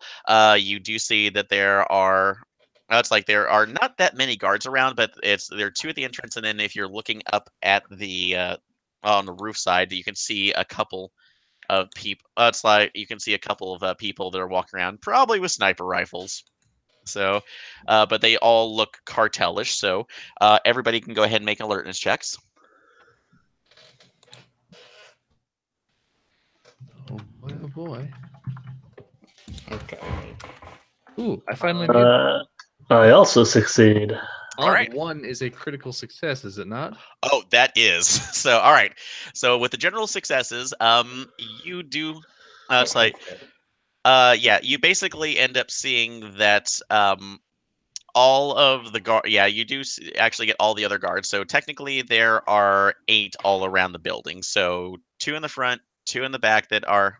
It's like 2 others that are cycling, that are scouting in between the building, and then they have these snipers that are on the top of the roof. So not a terribly large amount of people, but if this is, if you're a weird death cult in some way or some form, you probably don't want a lot of overhead. Yeah. Is one thing. The odd one. So as you're walking, or as you're kind of looking from there, Lewis, you take your binoculars or whatever that you have from there and look at each one of those. As they turn around, you notice that each, at least the 2 guards that are in the front, as they turn on and are talking to each other, seem to be, that's like flipping coins of their own, which are the same silver ones, Oh. and also have weird scars in the back of their head, like looking like something is burrowed. Oh. So something's up, at least with those guys. Weird. Yeah. Yeah, working out from there. But as you're doing this, you do see that another car ends up pulling up. It's a very, very nice blacked out Cadillac. And you see somebody, there's a gentleman, older, Hispanic, probably in his 50s or so, coming out of the van, holding, that's like in a very, very nice white tuxedo, and is flanked by just this huge hulking. That's like a whole. That's like holding 6'5" guy that just seems to be muscles on top of muscles. That is carrying a wooden inlaid box. So he's just holding on for the death on a death grip of that. They both walk up to the entrance. The guards stop them. It's like the man presents his palm, looks over to the other one, nods, and they're allowed inside. So, and I recognize the big guy since I'm a DEA agent. He's like a famous criminal, or well, I'll actually. Everybody actually can. I will say alert rollness. You can actually roll either criminology or alertness. I fail. Okay. I'm probably going with alertness. Let me try criminology here. Oh, never saw that guy. No to the criminology. Okay. All right. Actually, in the back, if you have law too, I will allow you to roll that, so one more person could roll law. Let me roll law though. I have 50. Yes. All right. That is Luis Torres. That is the missing fighter. Oh. It's like the missing fighter that came up. So wait, the fighter is like the muscle dude, or the one well dressed? He is the one. He was like the the 6'5" mountain. So he is the one going out there. So yeah, he seems to be carrying a very nicely wooden inlaid box with him into the building. Okay. So, all right, but yeah, so you at least see that information of the guards, and something is a little bit up with them. So, are you? Are you going to approach the front door, or are you going to try something more sneaky? If we, oh, go ahead.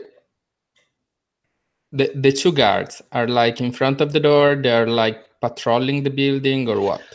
There's 8 guards total, so you have 2 in the front that are protecting the entrance. There are 2 in the back that it's like they're protecting a back entrance. So, and there are 2 off to the side. They're basically patrolling, and then you have the roof snipers.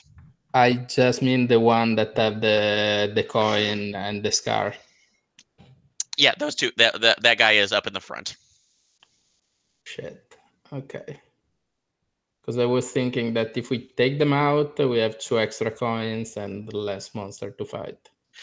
You can, because I will say that once you get up to the entrance, the lip of basically the lip of the roof on this building, because it slants a little bit, will give you cover from the snipers. So you can try that. So, but it's a risk, especially if it ends up going loud.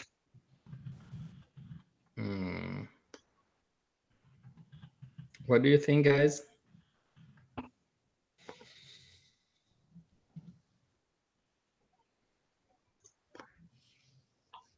I like the odds. I mean, we're significantly outnumbered. We'd have to be fast. Yeah. And Because I suspect that the coins are inside the box, but I'm not sure. it's a big risk. So we can leave them be.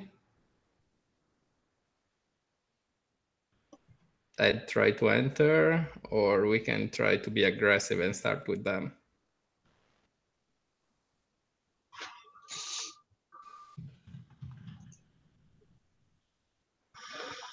So I don't have any control on the coin with the bargain that I got, right? Basically, you have enough control that if you use the centerpiece, the one that the winged one, it will cause a feedback loop to the other users. Essentially, it will destroy the others, but it will it. You've lost a sanity, and that's going to hurt you pretty badly. Okay. Let's then just try to enter. Okay, so all right, so you're gonna try to at least scam your way into that with the coin that you have. Yes.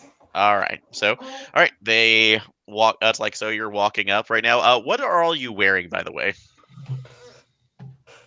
The body armor and tag dresses. Okay, so you're wearing the body armor and your tags on there. Okay. So, but yeah, you're stopped by that the gruff looking. That's like guard with shaved head. It looks over at you. What the fuck do you want here?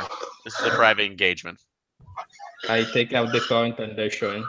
I have an invite. So, damn, didn't know they were letting the shit heel contingent in here. So he puts his hand out to take a look at the coin. Are you giving it to him, or are you gonna are you giving it to him, or are you holding back on it? I'm really tempted to push the coin in his mouth and get the coin, but I have to think about it. Yeah, okay. Well, could I roll human to see the over under on him giving us back the coin? Yeah, go ahead. What's your human tat? 80. I 80, rolled an 8. Okay, well, I was gonna say it was a negative 20, but because of that. All right, but you got an 8. Damn. So this guy's he doesn't look like he has any intention to actually take it. He's just trying to confirm if this is real or not. Okay, I just let sort him of nudge him, you know. So, but yeah, he takes a look at it for a second, smells it a little bit, like shit, and throws it back to you. Guess somebody won the fucking lottery and cocks his head to let you guys go in. We won the lottery, guys. Yeah.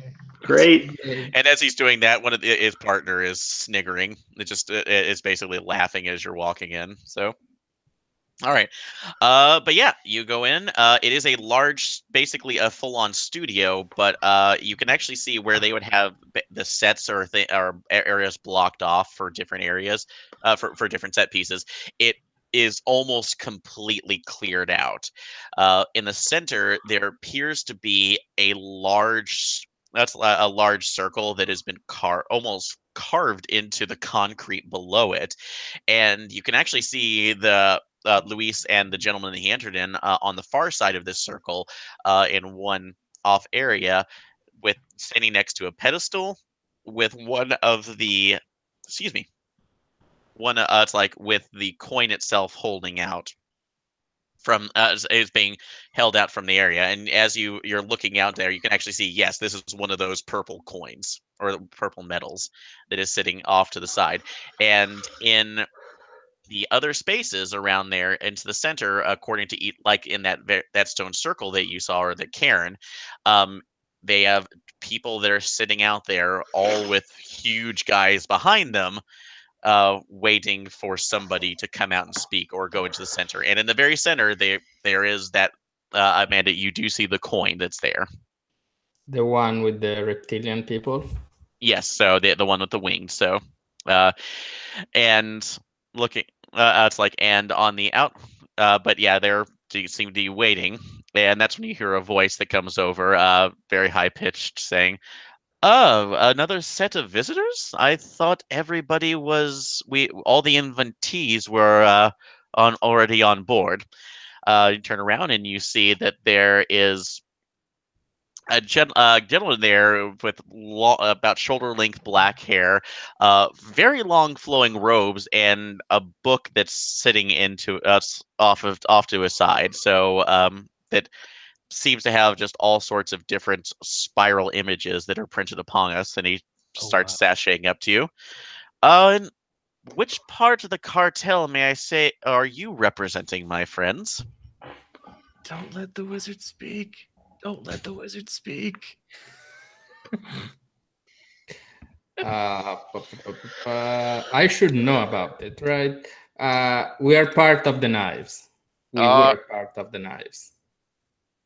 The knives? Just say. Looks up, actually comes back up, like just straight up to you, almost face to face, looking in your eyes. It's like you don't fit their profile, my young friend. I look at him and said, "We don't fit their profile, but we know how they ride." How they ride. Okay, all right. I'm gonna say that's a persuade check to see if you're on the up and up.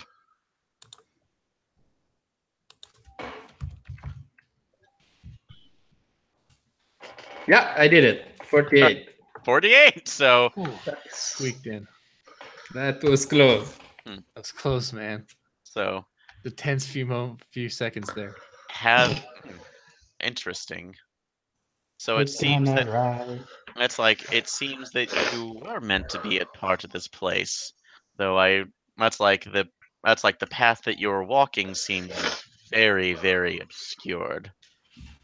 So, but if you ran into that's like the rider, then I guess that puts you in opposition of his concerns. And he puts his hand behind you and starts pushing you forward a little bit, Amanda. And say, "Oh, what if that's like? So, have you brought your sacrifice for this grand endeavor?" I point at Kira. That's my Okay. So, then it's like, but if you, but it seems like you have not completed the portion of the ritual that it asks. If we are to open this gate, but it's like he twits the stone from that and goes back to Kira. It's like it's like the consumption must be done, and points it and hands it to Kira.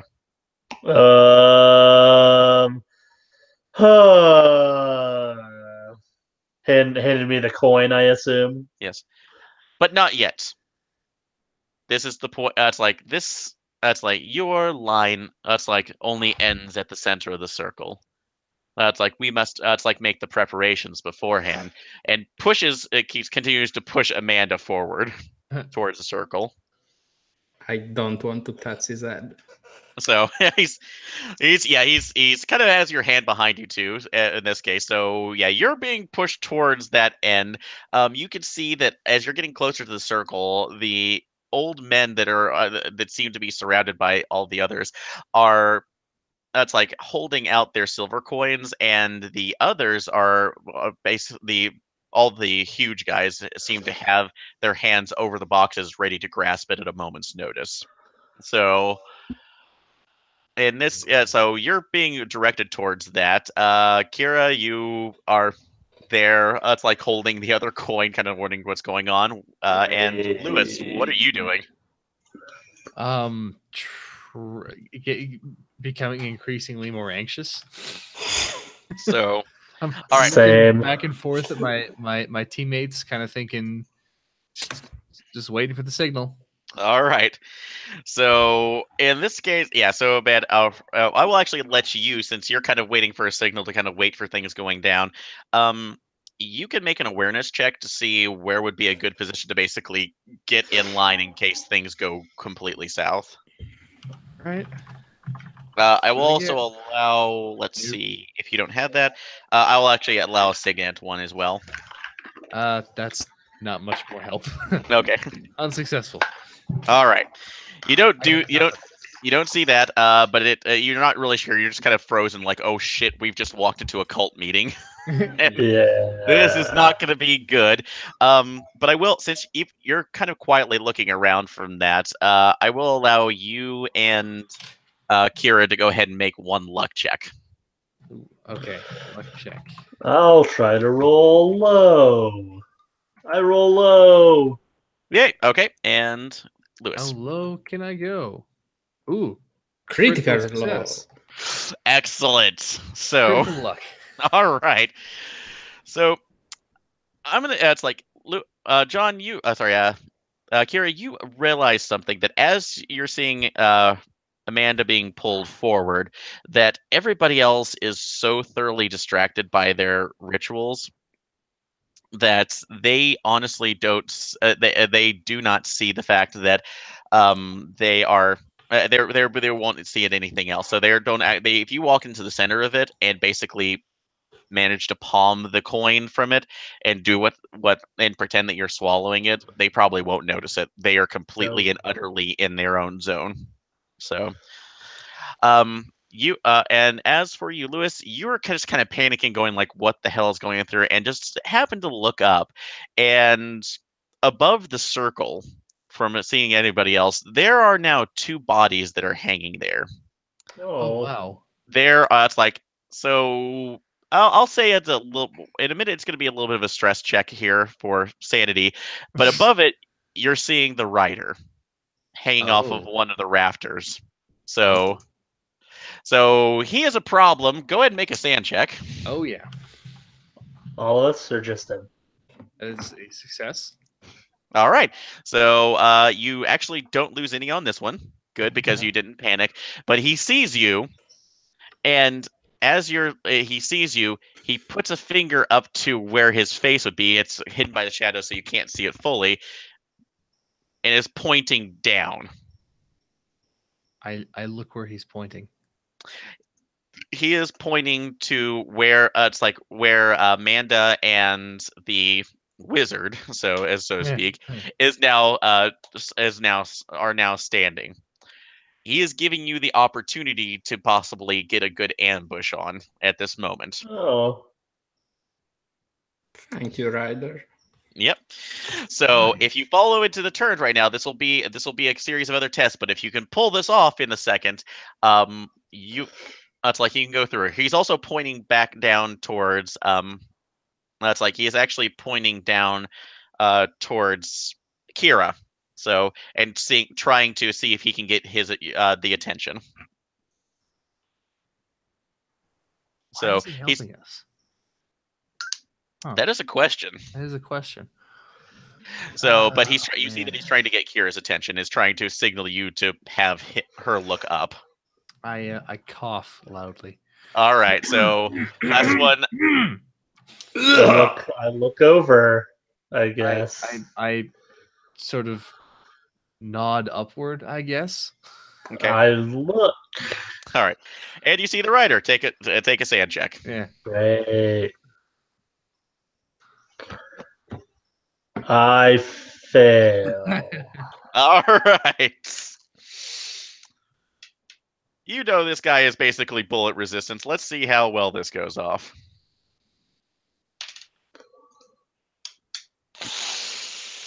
I'm so sorry. Yeah. 5 sand, fight, flight, or freeze. Let's project. All right. Let's see if that projection goes off. How does that work again?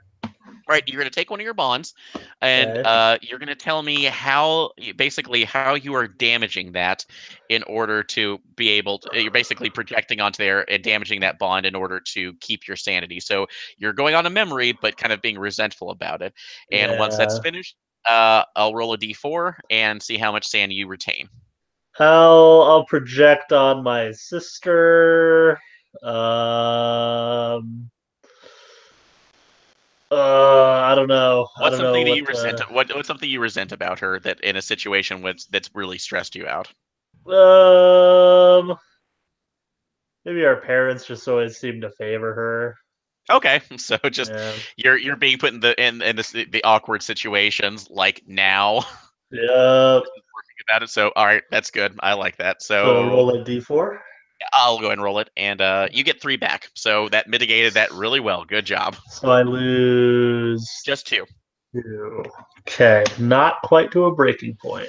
Yeah, it stresses you. You're gonna have sweat beating down your face, but you see the writer. He's pointing down, and it looks like he's pointing at your coin, and then points at the wizard. I think he wants me to put the coin in the wizard's mouth. Mm-hmm. Maybe. Yeah.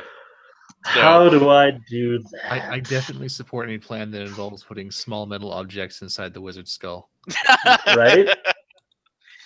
So, all right. So he looks over to it, but when you look over to it, I'm not going to say this is intelligence roll, but you kind of get the idea that once he starts talking, because as Amanda's putting him here, you kind of see this as the whole sacrificial portion of this, where you see it's like they said it turned you kind of into jelly, so maybe this is something to do with becoming the food for the other writers, uh, like Pete said.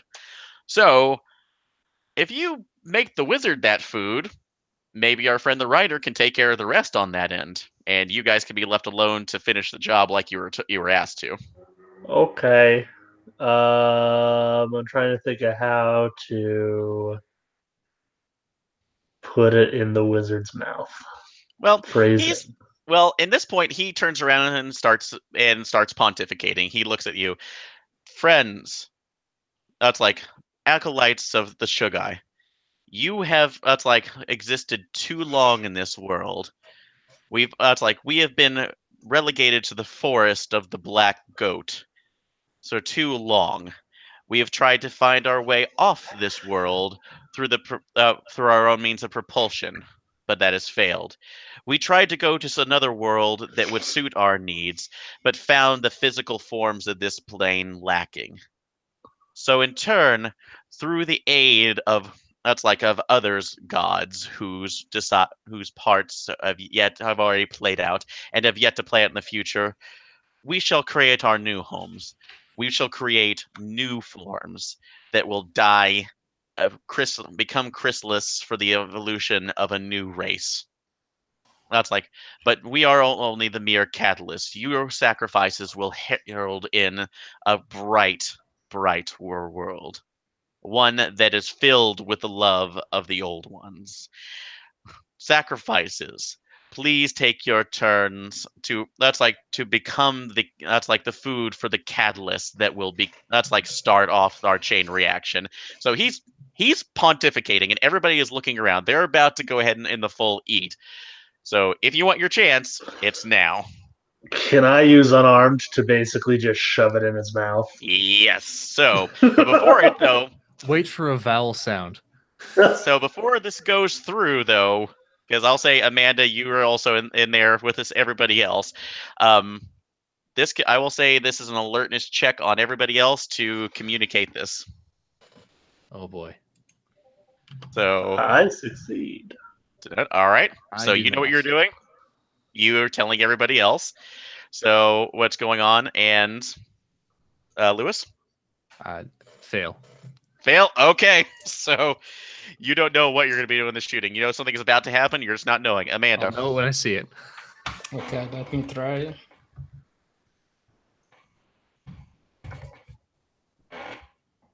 $31 success.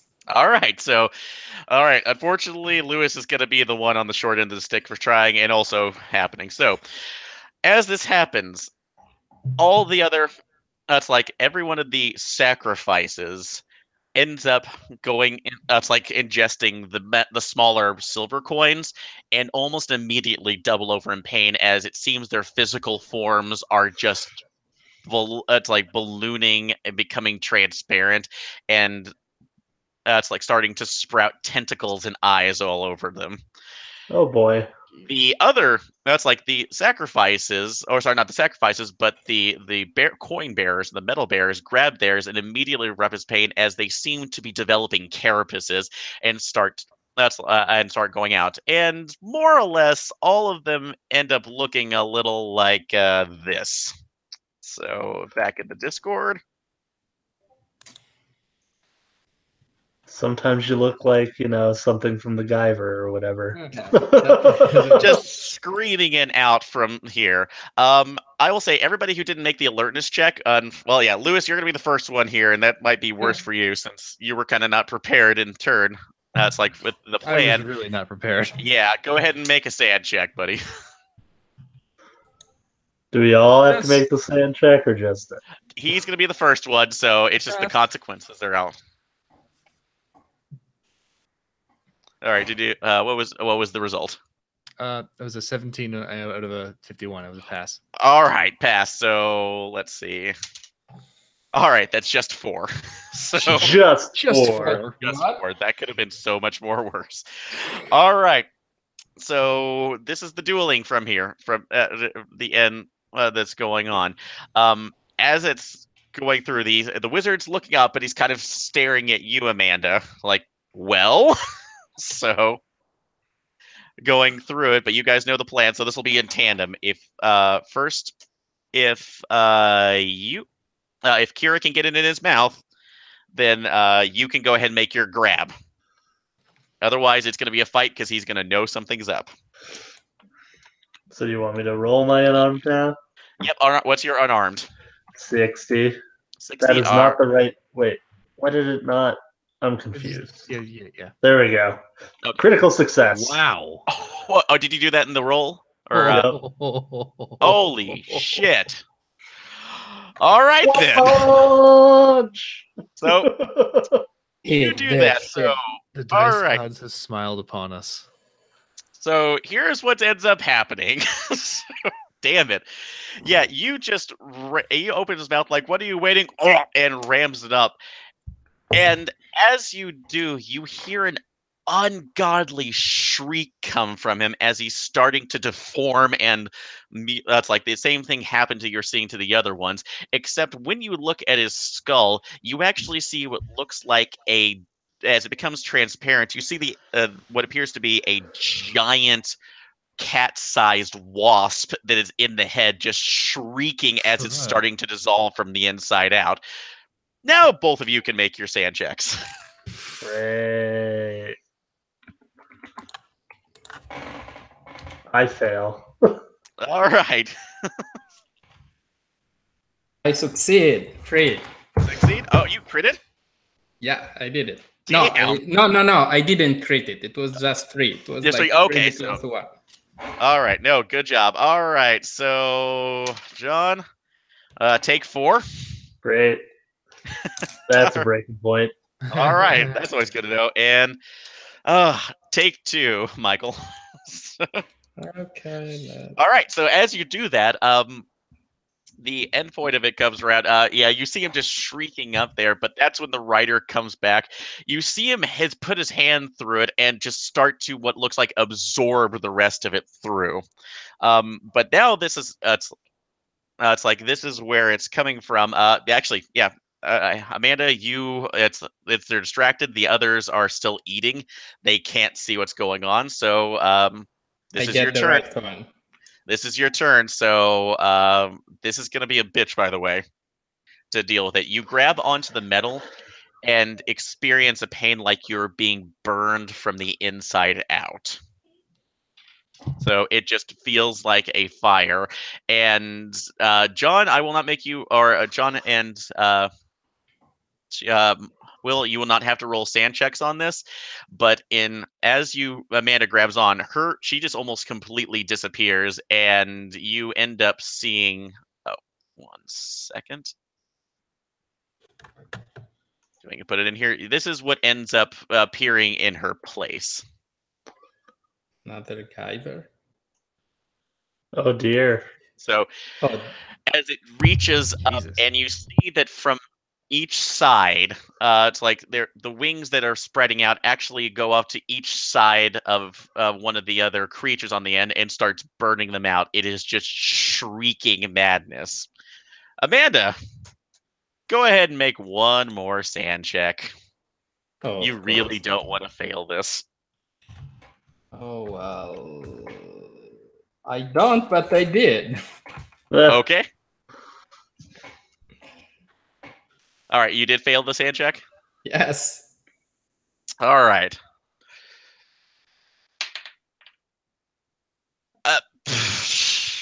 Damn it all. All right. So this is from your experience that you feel searing pain, but then it stops because you start feeling warm inside. You don't know why it is, but it's more comforting than anything else. And as you're looking around, you end up, it's like you realize that you can actually see throughout it. It's not, that's like, it doesn't seem like it's that horrible. The shrieks are painful, but as they die out, the energy seems to be leaving you at more of a side of it. And you realize that the stress that you took on was out, that seems to be leaving you as you drop this coin that is now completely and utterly blackened.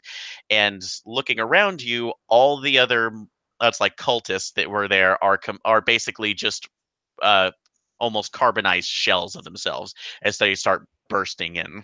So and the shrieks end up dying out, and the lights and the light that was being produced from you goes dark. You are it's like exhausted but seeming fine. You were extremely lucky. I rolled a d20, you got a 1. So nice. And I'm fucking project that one too. So yeah, I'll say that's a projection. You can take that one out. So that's not even gonna make you do that. So after you hear that, you're all just kind of sitting there baseline from it. And the only thing standing is the writer himself, who's been is absorbing the last of your wizard that's been sitting in the middle of it. So then he stands up and ends up looking back at you, and now you actually get to see his full face. It basically looks like a humanoid grasshopper, just with mandibles and segmented eyes that are just staring you down. Slowly back away. So he's not going from there, but he takes a look at it, grabs the coin that was next to Amanda, crushes it, and lets it fall to the ground. I mean, fewer coins is probably good. True, that is. So, but he kind of nods at each one of you and starts walking off. Are you going to let him go, or are you letting him go, or are you? I mean, didn't we establish that guns don't really do much, right? So... You do have some grenades, and honestly, this is as big of a threat as it is on the other side. So that's your call. Do you let it walk out of here, or? I let him go and I say, thank you, Kamen Rider. That is. All right, so you're letting him go? Yeah. All right. So he walks out of there. As he walks out, I yell, wait, why? Why? So he actually stops for a second, looks back, and in probably one of those guttural tones that you have ever heard in your life, just says, I am the only one, and walks out. Okay. So, nope, he disappears, and about 30 minutes later, as you're just reconciling it, the kill team comes back in on their approach. They find all of you. they were told that they actually got a call from Scott to tell them to wait and hold off until they were going through, because Tyrese gave them a note saying that you are okay, that apparently the lines are going through. So you were taken back. It's like taken back, given the full debrief, and pretty much told that yeah, it's like you are very, very interconnected into a particular case, so you get desk duty for a while. But yeah, you are. It's like you are going to be expected to come back out, since this has been one of the most effective cullings in a while for when it comes to any kind of cult activity. So going off from there, that's the end of the scenario. Hold on. So questions, comments, suggestions? I pass along Officer Smithson for vetting as a possible friendly. Okay, excellent. Yeah, that can be brought on here. So that's definitely from a future one. So, but yeah, that was it. So That was good. So, yeah, I do apologize. You actually had to kind of send me off another route, because part of it was originally going to the gym and actually interacting with the coaches and finding Luis, but you got off on another good tangent. So yeah, we kind of bypassed that entirely, didn't we? You did bypass it, but you actually found another good one that actually worked in there. So, any comments or questions? Or what was the game that I recognized the picture that you posted from? Oh, okay. So yes, 'Cause I remember, I vaguely remember some of this. well, There's yeah, a Michael, lot. Michael got it right. Talking said about thanks, Common Writer. So, Yeah. this is actually the third scenario that I based off of my joking writer series, because everything that you've seen in here was actually coming up from a series called Common Writer O's that use Okay. these metals. The whole premise of that series is that there are creatures literally called greed that would actually it infests humans with these cell metals and base that they need to consume. So the original scenario that I had was that somebody basically got a hold of one of these soul metals, became a Shoggoth, which is what the writers of these world fell off, and I've made them as kind of a Chocho protector or one, and that they fed on them. So that was just a scenario. This one was more a continuation of the second one, where the Sean actually tried to capture the writer in order to. They found an altered dimension, but couldn't survive there. So even in human bodies, so they were trying to mutate them in a way to survive. And in this case, they said fuck it. They ended up developing their own versions of the coins that were kind of corrupted versions of them, and were trying to literally bring this dimension that they found onto Earth and just mutate themselves that way. So it was a full-on apocalypse. That's like level event that you ended up preventing. So, but part of that was just using that. And if I don't know if you knew this from the beginning, but your Tyrese contact was a host. Yeah, it was a host for a Yithian. So, and the main reason that he was brought to this is that, or at least showing, is that they he actually could see how it would screw up the timeline, or at least the timeline leading to him. So, so that's the reason why he was brought on. And Collins, or at least Scott, his handler, is basically gone insane because he's been shown every alternative timeline that he could ever live. So he's in constant lockstep trying to figure out how not to be run over that day. So, but yeah, that's the base of the scenario. That if you kind of investigated it further, if you had gone through more of the gym aspects, that would have actually led you to the writer and another aspect where he was investigating. And would have given you, depending on how much trust you would have built, he would have possibly given you the option to become the writer itself. So if he was injured badly enough, but your interactions just didn't kind of go through that, and you didn't just try to start a massive firefight with him. So that was a bigger in that case. I thought about it. So working off from that. So, but no, I'm absolutely glad that you guys enjoyed that. Yeah, no, that was fun. So, all right, we'll go ahead and stop the recording here. But everybody, thank you so much for playing, and thank you for listening. If you like this, remember we have all sorts of recordings for APs and Patreon APs on the Role Playing Public Radio site, and you can join the Patreon and get more, actually participate in these games if you'd like. So, yeah, like these great gentlemen here. So, all right, well, thank you so much. Talk to you soon. Thank you.